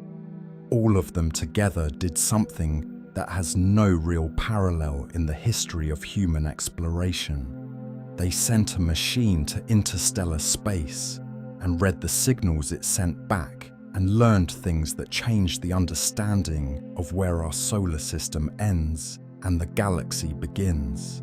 The signal from the edge is still coming in, right now, at this moment, fainter than a snowflake landing, carrying information from beyond the heliopause about the plasma density and magnetic field and particle populations of interstellar space, arriving at the enormous dishes of the deep space network after a journey of 22 hours and 35 minutes across 14 billion miles of space that no human being has ever crossed, and that no human being may cross for a very long time. The engineers are listening, the scientists are reading the data, the questions are still open, the anomalies are still being worked on, the models are still being revised, the conversation continues.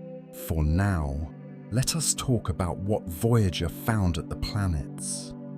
Because the interstellar discoveries, as significant as they are, came at the end of a journey that began with some of the most transformative planetary science ever conducted. And understanding what Voyager found at Jupiter and Saturn and Uranus and Neptune matters for understanding the full scope of what this mission accomplished and why the signal from the edge carries the weight it does. When Voyager 1 reached Jupiter in March 1979, astronomers had been studying the planet for centuries. They had mapped its cloud bands and tracked the Great Red Spot and measured its moons and calculated its gravitational influence on the solar system with extraordinary precision. They thought they understood Jupiter in broad outline. They did not understand it in detail.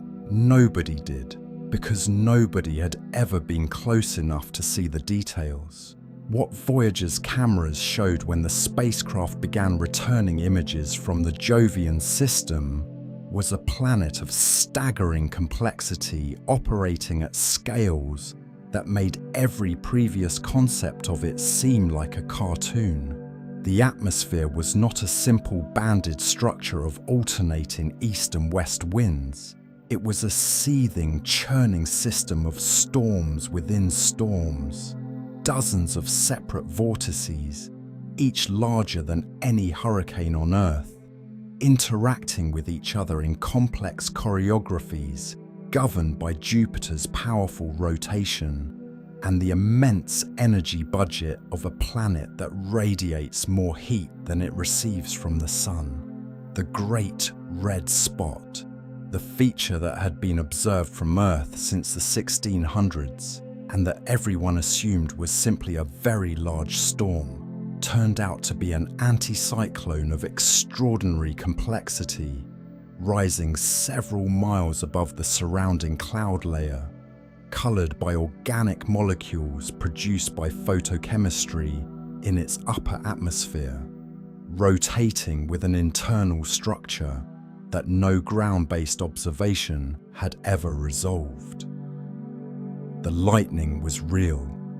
Scientists had predicted lightning in Jupiter's atmosphere on theoretical grounds. Voyager confirmed it.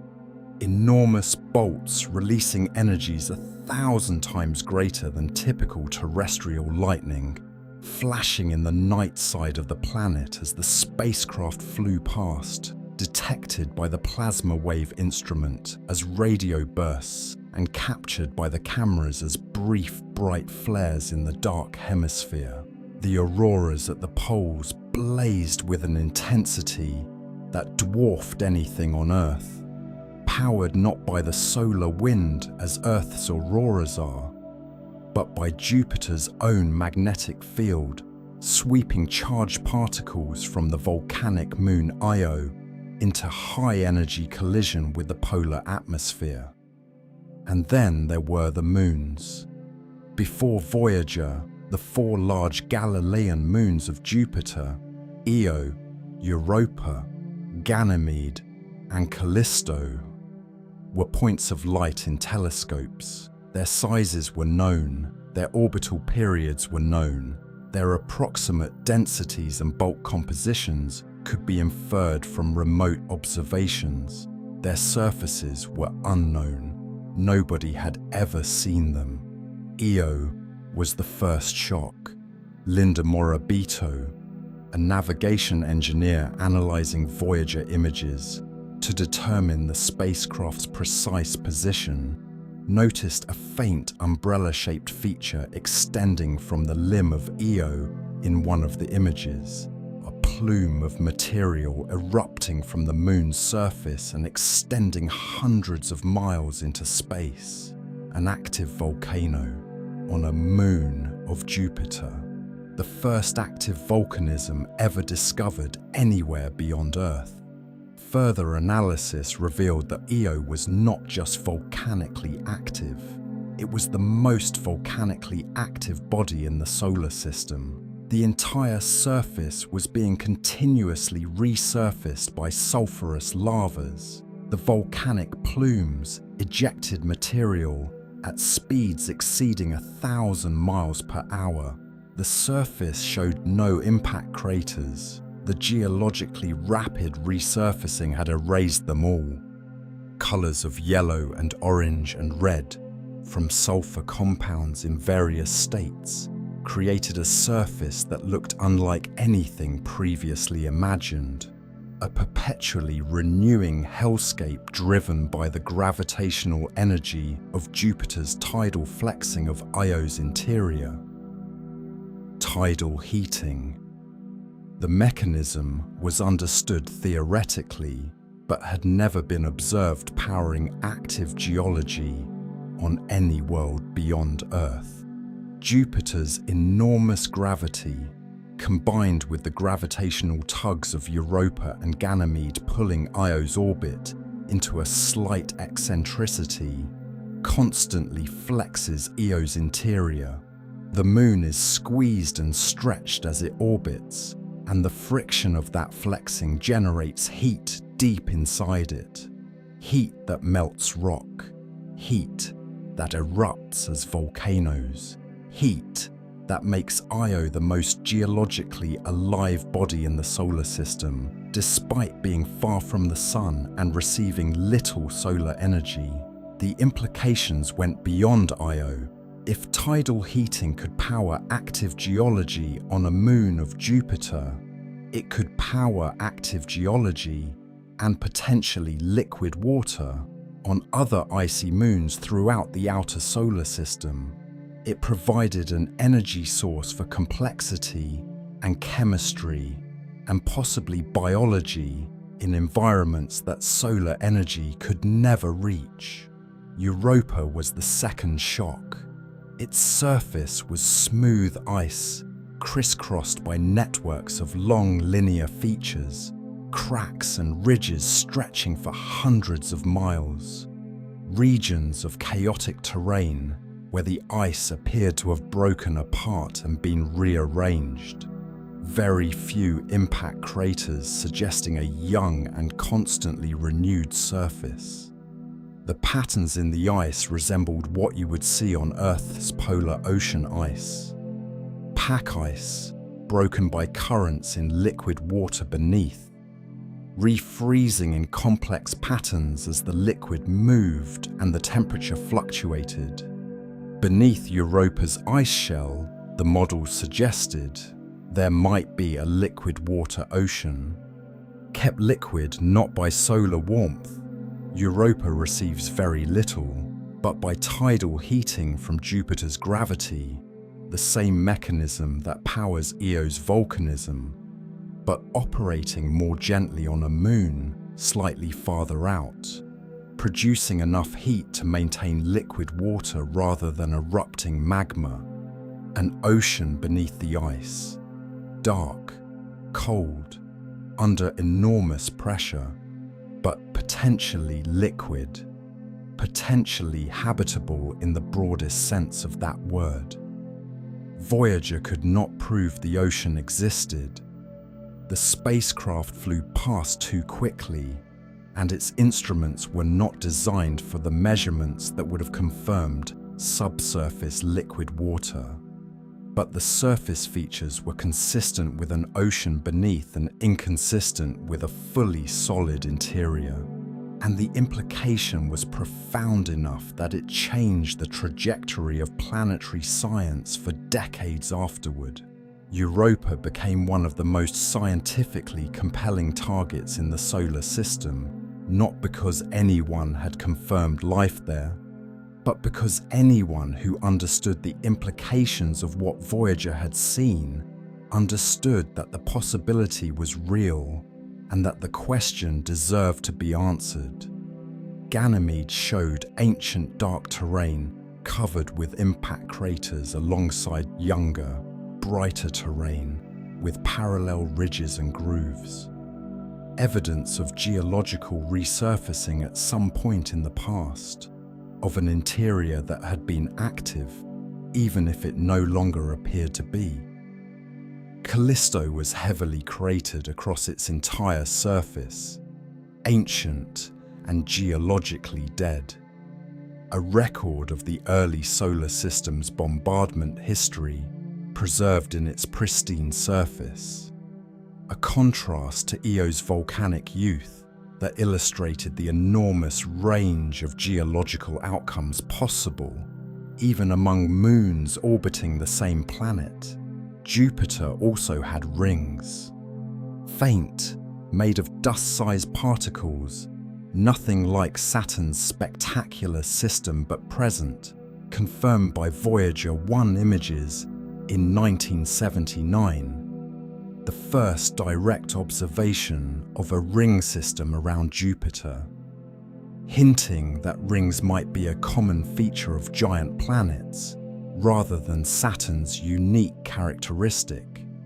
The data returned from the Jupiter encounter alone, the images, the magnetic field measurements, the plasma observations, the atmospheric data, the detailed surface maps of 4 large moons, never previously resolved, transformed the scientific understanding of the Jovian system more completely than all the preceding centuries of telescopic observation combined. It was not an incremental advance. It was a discontinuity, a before and an after. The Jupiter that existed in the scientific imagination before Voyager, and the Jupiter that exists in the scientific understanding after Voyager, are almost different planets. Then came Saturn. Voyager 1 reached Saturn in November 1980, Voyager 2 in August 1981, and the rings, the features that had fascinated astronomers since Galileo first saw them in 1610 and could not make sense of them, turned out to be something orders of magnitude more complex than anyone had imagined. From Earth, Saturn's rings appeared as 3 or 4 broad bands separated by distinct gaps. The Cassini division, the large gap between the A and B rings, was clearly visible. The rings seemed relatively simple, if spectacular, a planetary halo of icy particles orbiting in the equatorial plane, beautiful, mysterious in origin, but essentially comprehensible as a structure. Voyager's cameras revealed thousands of ringlets. Thousands.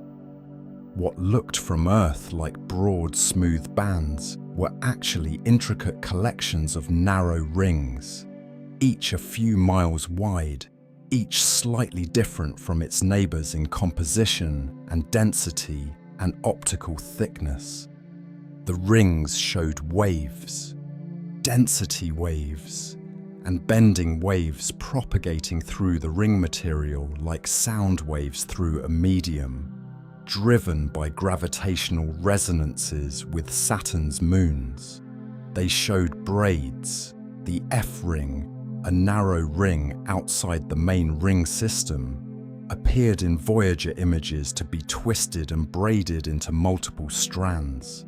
A structure maintained by 2 small shepherd moons, Prometheus and Pandora, whose gravitational influence herded the ring particles and prevented them from dispersing.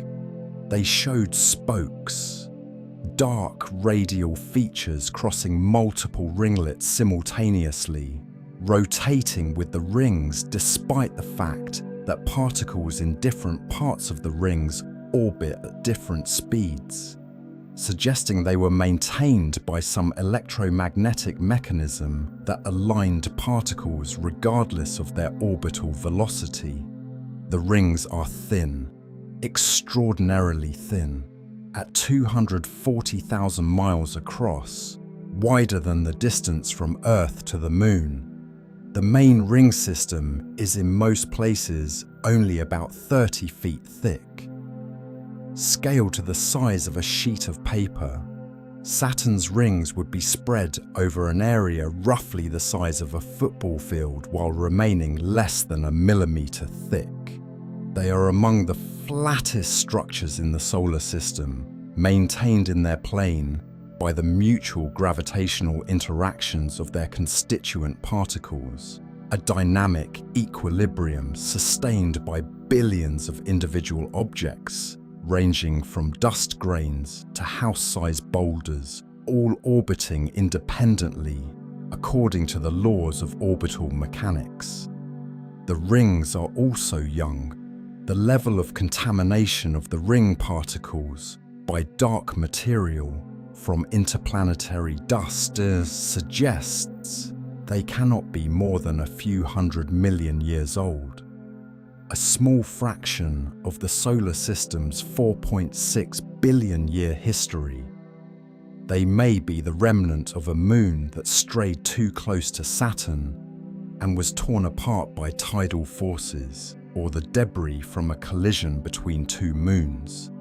The rings that make Saturn the most visually dramatic planet in the solar system are a temporary feature, temporary in geological terms, but temporary nonetheless. They will gradually spread and thin and disperse over hundreds of millions of years, absorbed by Saturn or lost to space. Future visitors to the Saturnian system, arriving in 1 billion years, will find a less spectacular planet. But the most significant Saturnian discovery was not the rings. It was Titan. Titan, Saturn's largest moon, was known before Voyager to have an atmosphere, the only moon in the solar system with one thick enough to be definitively identified from Earth. Gerard Kuiper had detected methane in Titan's spectrum in the 1940s.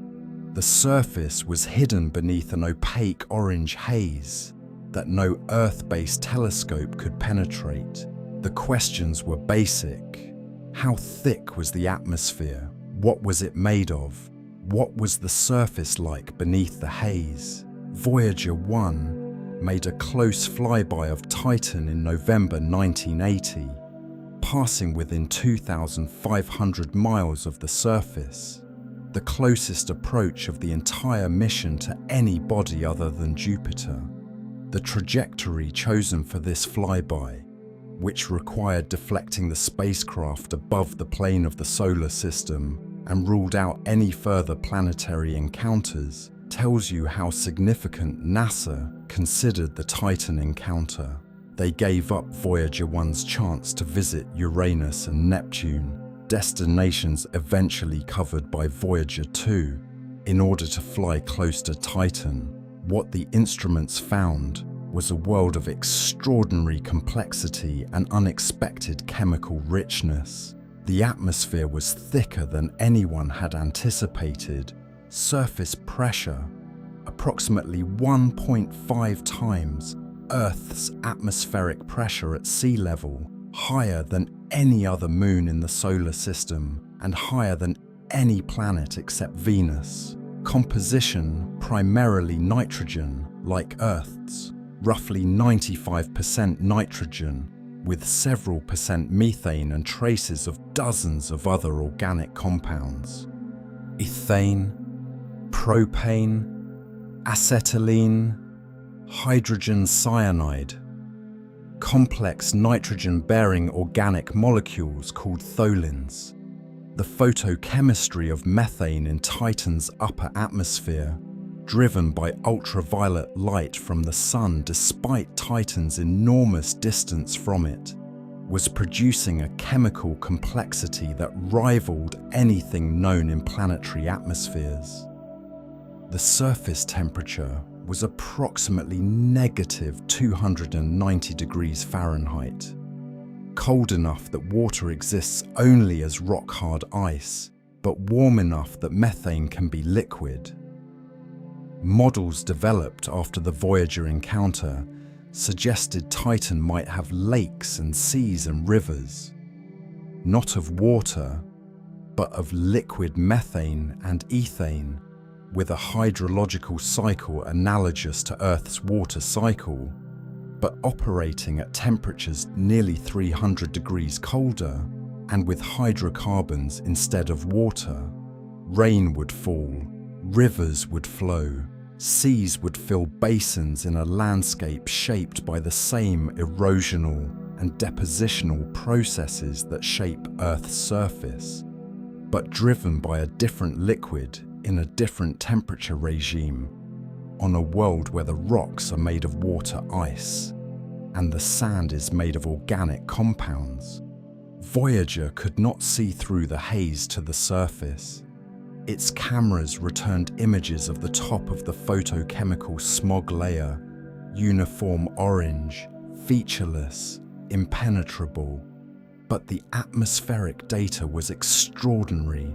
The measurements of temperature and pressure at different altitudes, the chemical composition at different depths, the structure of the haze layers, all of it painted a picture of a world that was, in its complexity and dynamism, the most Earth-like environment yet found in the solar system, despite being nothing like Earth in any of its specifics. The Cassini mission, which orbited Saturn from 2004 to 2017, and the Huygens probe, which descended through Titan's atmosphere and landed on its surface in January 2005, would eventually reveal the details that Voyager could only hint at.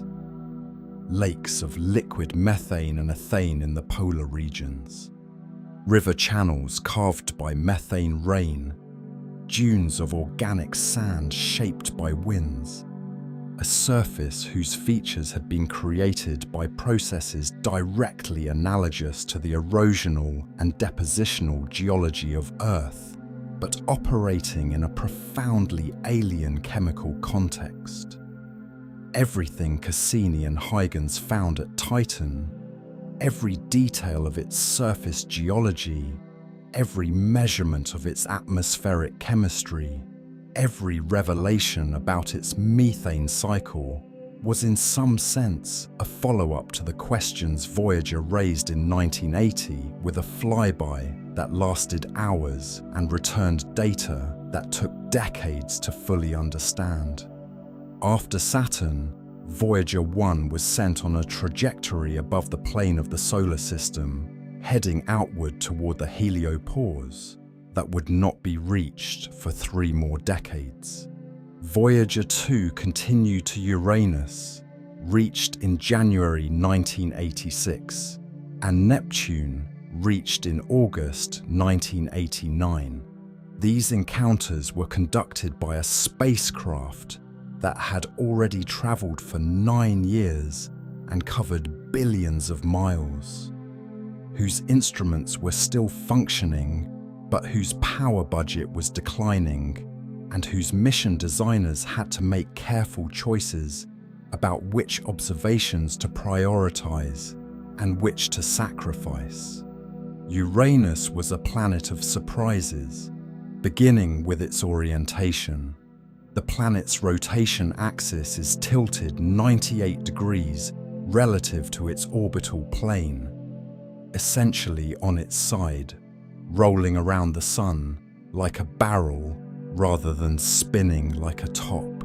Each pole experiences 42 years of continuous sunlight, followed by 42 years of continuous darkness. The atmospheric dynamics this produces should be extraordinary, and yet Voyager found an atmosphere that appeared surprisingly bland, lacking the complex storm systems visible on Jupiter and Saturn. The planet's interior was releasing almost no excess heat, unlike the other giant planets, which complicated models of its formation and internal structure. The magnetic field was tilted 60 degrees from the rotation axis and offset from the planet's center, a configuration unlike any other planet's field, and one whose origin is still debated. Miranda, Uranus's smallest and innermost major moon, was perhaps the most geologically bizarre world Voyager encountered. Its surface showed regions of ancient cratered terrain, directly adjacent to regions of young parallel ridges and valleys, terrain types that had no business being next to each other, as if the moon had been shattered and reassembled with no regard for geological continuity.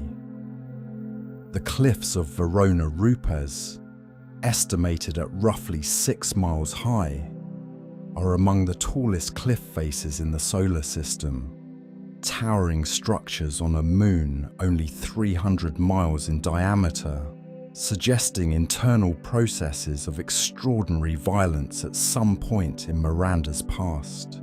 The explanations proposed over the decades since Voyager's flyby have ranged from a catastrophic impact that shattered and reassembled the moon to tidal heating from a different orbital configuration in the distant past. None has been definitively confirmed.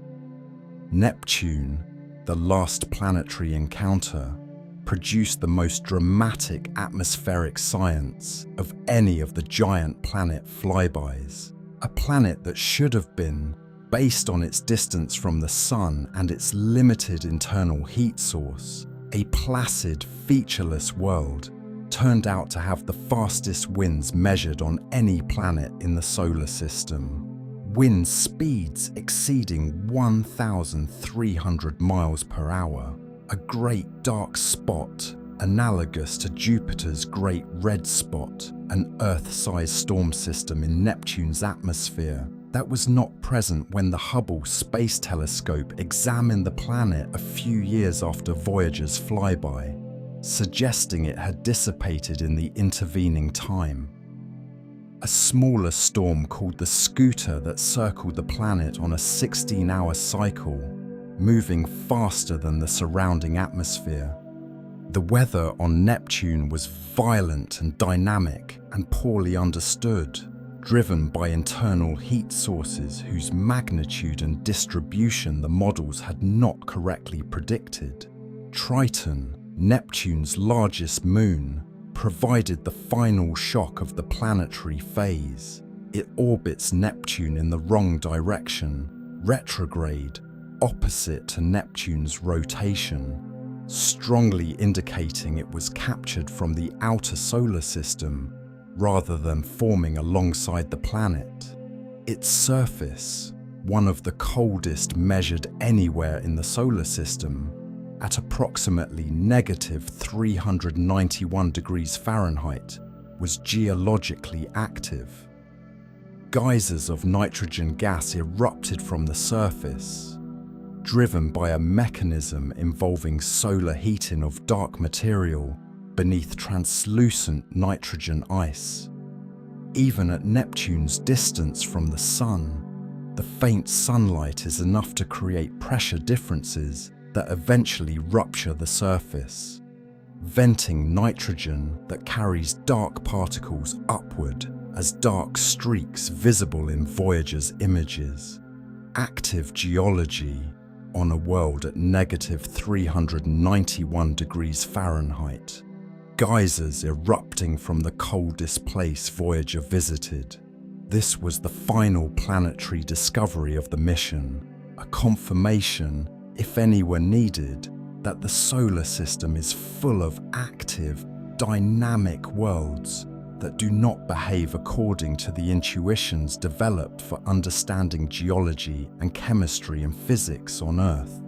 Every one of these discoveries, Io's volcanism, Europa's subsurface ocean hint, the complexity of Saturn's rings, Titan's atmospheric chemistry, Miranda's impossible geology, Neptune's extreme winds, Triton's nitrogen geysers, changed the scientific understanding of what is possible in planetary systems.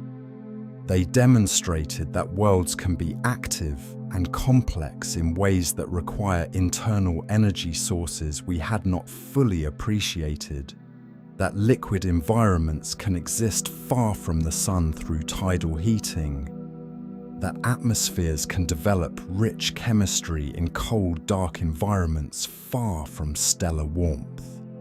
They changed the search for life beyond Earth from an exercise focused on planets at the right distance from their star to an enterprise that had to consider the entire range of environments.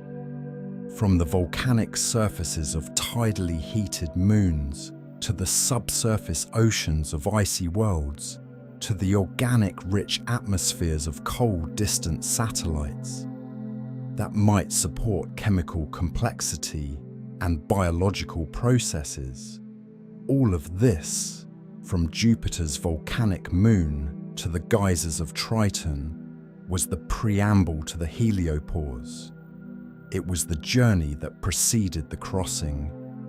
It was what Voyager accomplished before it accomplished the thing that it is most known for now. The planetary discoveries were not the main mission in retrospect.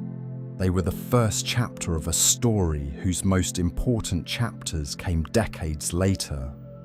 After the planets had been visited and the spacecraft had continued outward into the unexplored reaches of the outer solar system, and finally across the boundary that separates our star's domain from the galaxy beyond, the signal from the edge carries the weight of all of this.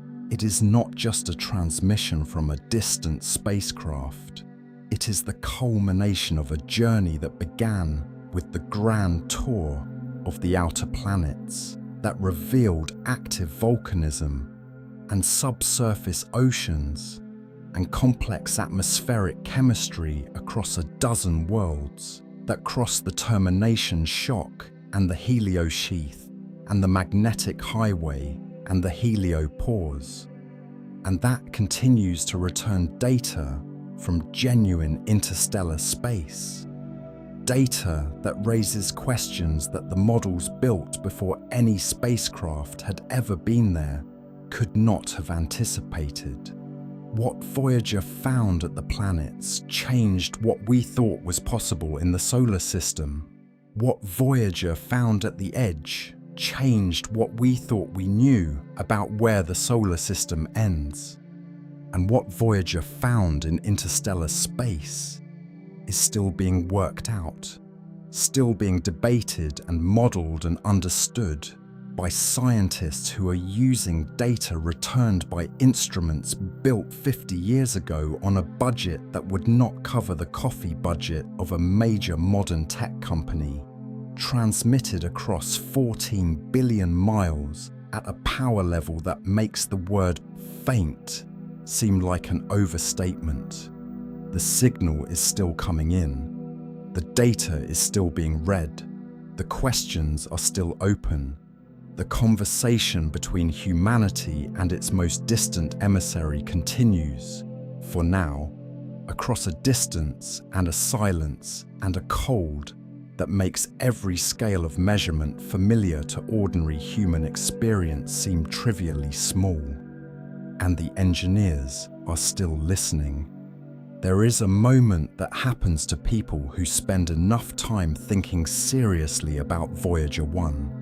Not reading a summary of its discoveries, not watching a documentary that renders the distances in comfortable animations and the science in digestible segments, actually sitting with the numbers, actually following the implications all the way to where they lead without looking away. The moment is a kind of recognition, not of something new, of something that was always true, but that the ordinary scale of daily life makes it easy to forget. A recognition of where we actually are, of what we actually are, of how large the thing is that we are embedded in, and how small the portion of it we have managed to reach. Voyager 1 has been traveling for nearly 50 years. It is moving at 38,000 miles per hour. It has covered approximately 14 billion miles, and it has barely left. It is in interstellar space in the narrowest technical sense. Beyond the heliopause, beyond the boundary of the sun's direct influence. But it is not between the stars in any meaningful experiential sense. It is in the immediate outskirts of the solar system. The nearest star is 25 trillion miles away.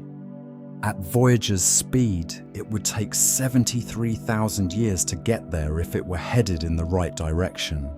It is not headed in the right direction.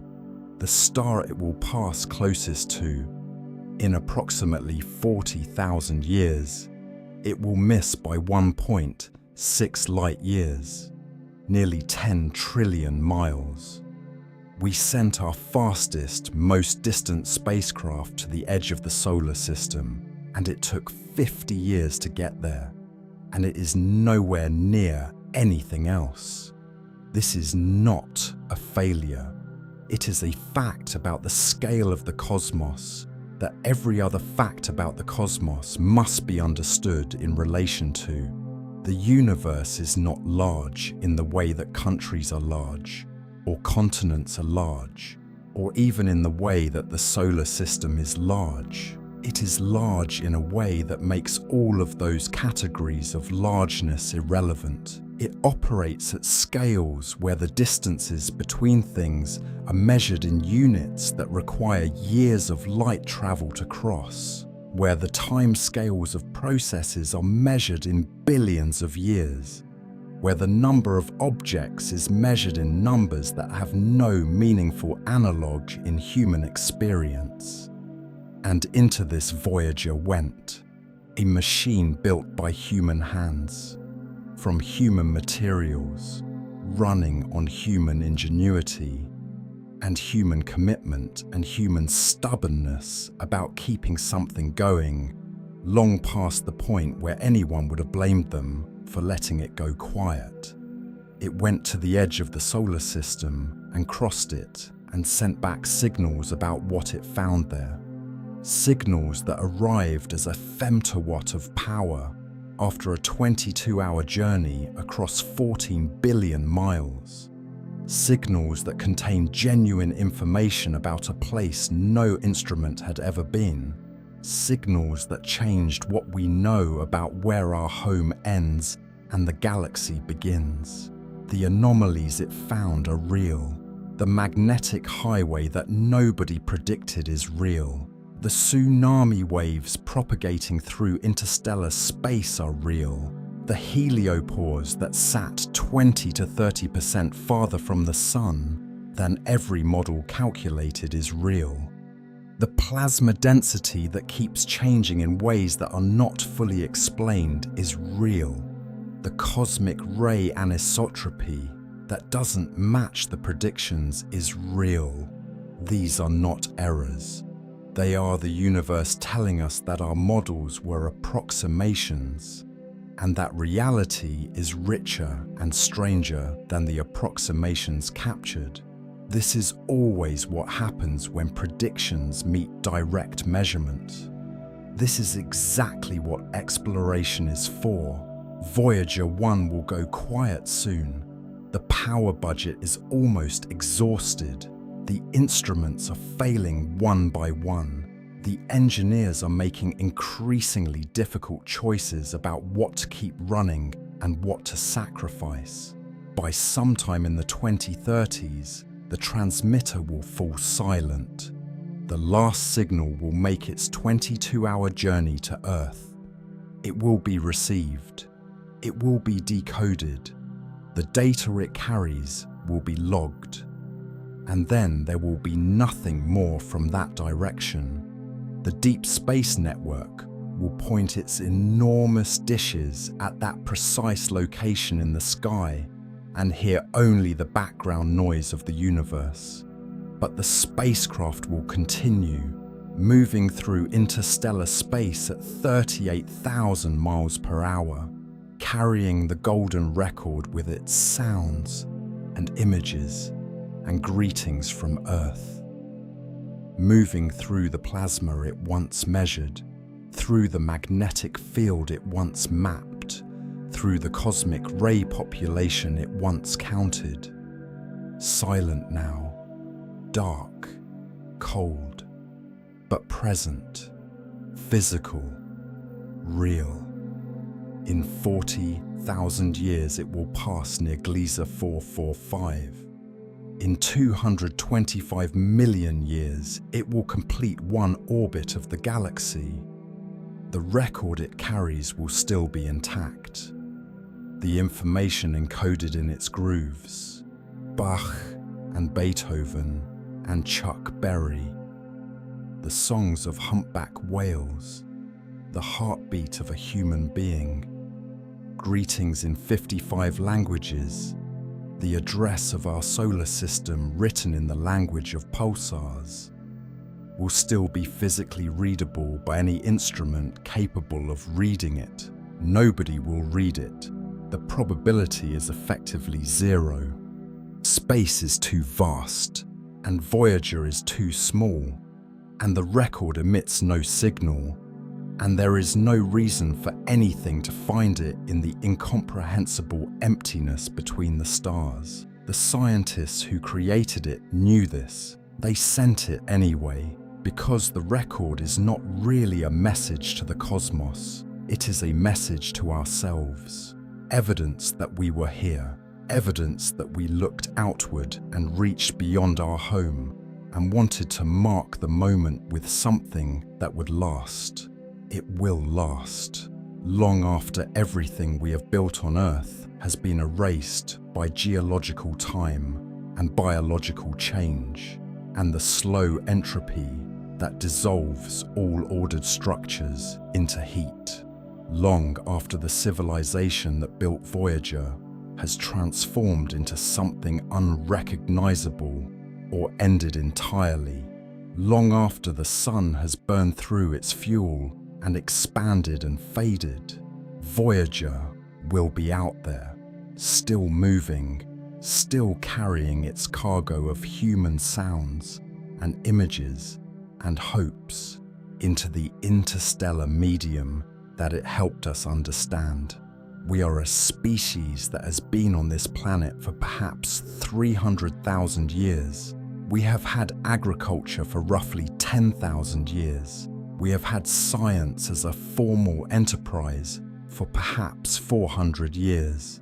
We have had the technology to reach beyond Earth's atmosphere for less than 70 years. And in that 70 years, we sent 2 spacecraft to the outer solar system, visited all 4 giant planets, discovered active volcanism on a moon of Jupiter, found evidence of a subsurface ocean on Europa, revealed the complexity of Saturn's rings, studied Titan's organic chemistry, and then kept going, kept the mission running, kept the instruments functioning, kept the signal coming in for 50 years until both spacecraft had crossed the heliopause and entered interstellar space and sent back data that changed the understanding of where the solar system ends. We are the species that did that. We are also the species that has never sent a human being beyond the moon, that has never directly sampled the interstellar medium with anything other than a 50-year-old spacecraft running on less power than a refrigerator light. That does not yet know what dark matter is, or what dark energy is, or how to reconcile quantum mechanics with general relativity, or whether life exists anywhere other than Earth. We are simultaneously the most cosmically ignorant and the most cosmically aware species we know of. We are limited in ways that are fundamental and permanent, and we are reaching in ways that are extraordinary given those limits. Voyager 1 is the furthest expression of that reach, the furthest thing we have ever sent, the most distant signal we have ever received, the farthest our instruments have ever gone and returned information. It is a measure of what we are, of what this species is capable of when it decides something is worth doing and commits to doing it across generations and decades, and the ordinary human difficulties of funding and politics and institutional inertia, and the simple fact that the people who start things are not the people who finish them. The signal is still coming in, 1 femtowatt, from 14 billion miles away, carrying information about the interstellar medium, arriving at the deep space network after a 22-hour journey through the void. the engineers are listening right now, at this moment, as you sit in whatever quiet space you occupy, as the ordinary world continues around you, as the night settles or the morning comes. Somewhere a dish antenna 230 feet in diameter is pointed at a precise location in the sky and pulling a signal out of the cosmic background noise that carries information from beyond the edge of the solar system. We built that antenna. We built that spacecraft. We calculated that trajectory. We kept that mission running for 50 years. We repaired a computer from 14 billion miles away. We read the data. We learned from what it said. We updated the models. We asked better questions. We kept listening. This is what we are, limited and reaching, small and curious, bounded by physics and by time, and by the ordinary constraints of biology and cognition and institutional attention spans, and still sending something to the edge, still listening for what comes back, still learning from a signal so faint it carries less power than a snowflake falling on the surface of a dish antenna. The signal will stop, the spacecraft will continue, the record will drift through interstellar space for longer than the current age of the universe. And the questions Voyager raised about the heliopause and the magnetic highway and the tsunami waves and the structure of the local interstellar medium will be worked on by scientists who will carry the analysis forward into a future that none of us can see. That is enough. That has always been enough. To send something, to listen for what comes back, to learn from what it says, to keep asking the questions that the answers open up, to reach, always, a little further than you reached before. Voyager reached further than anything we have ever built. And from out there, from the edge of everything we know, it is still talking to us, for now.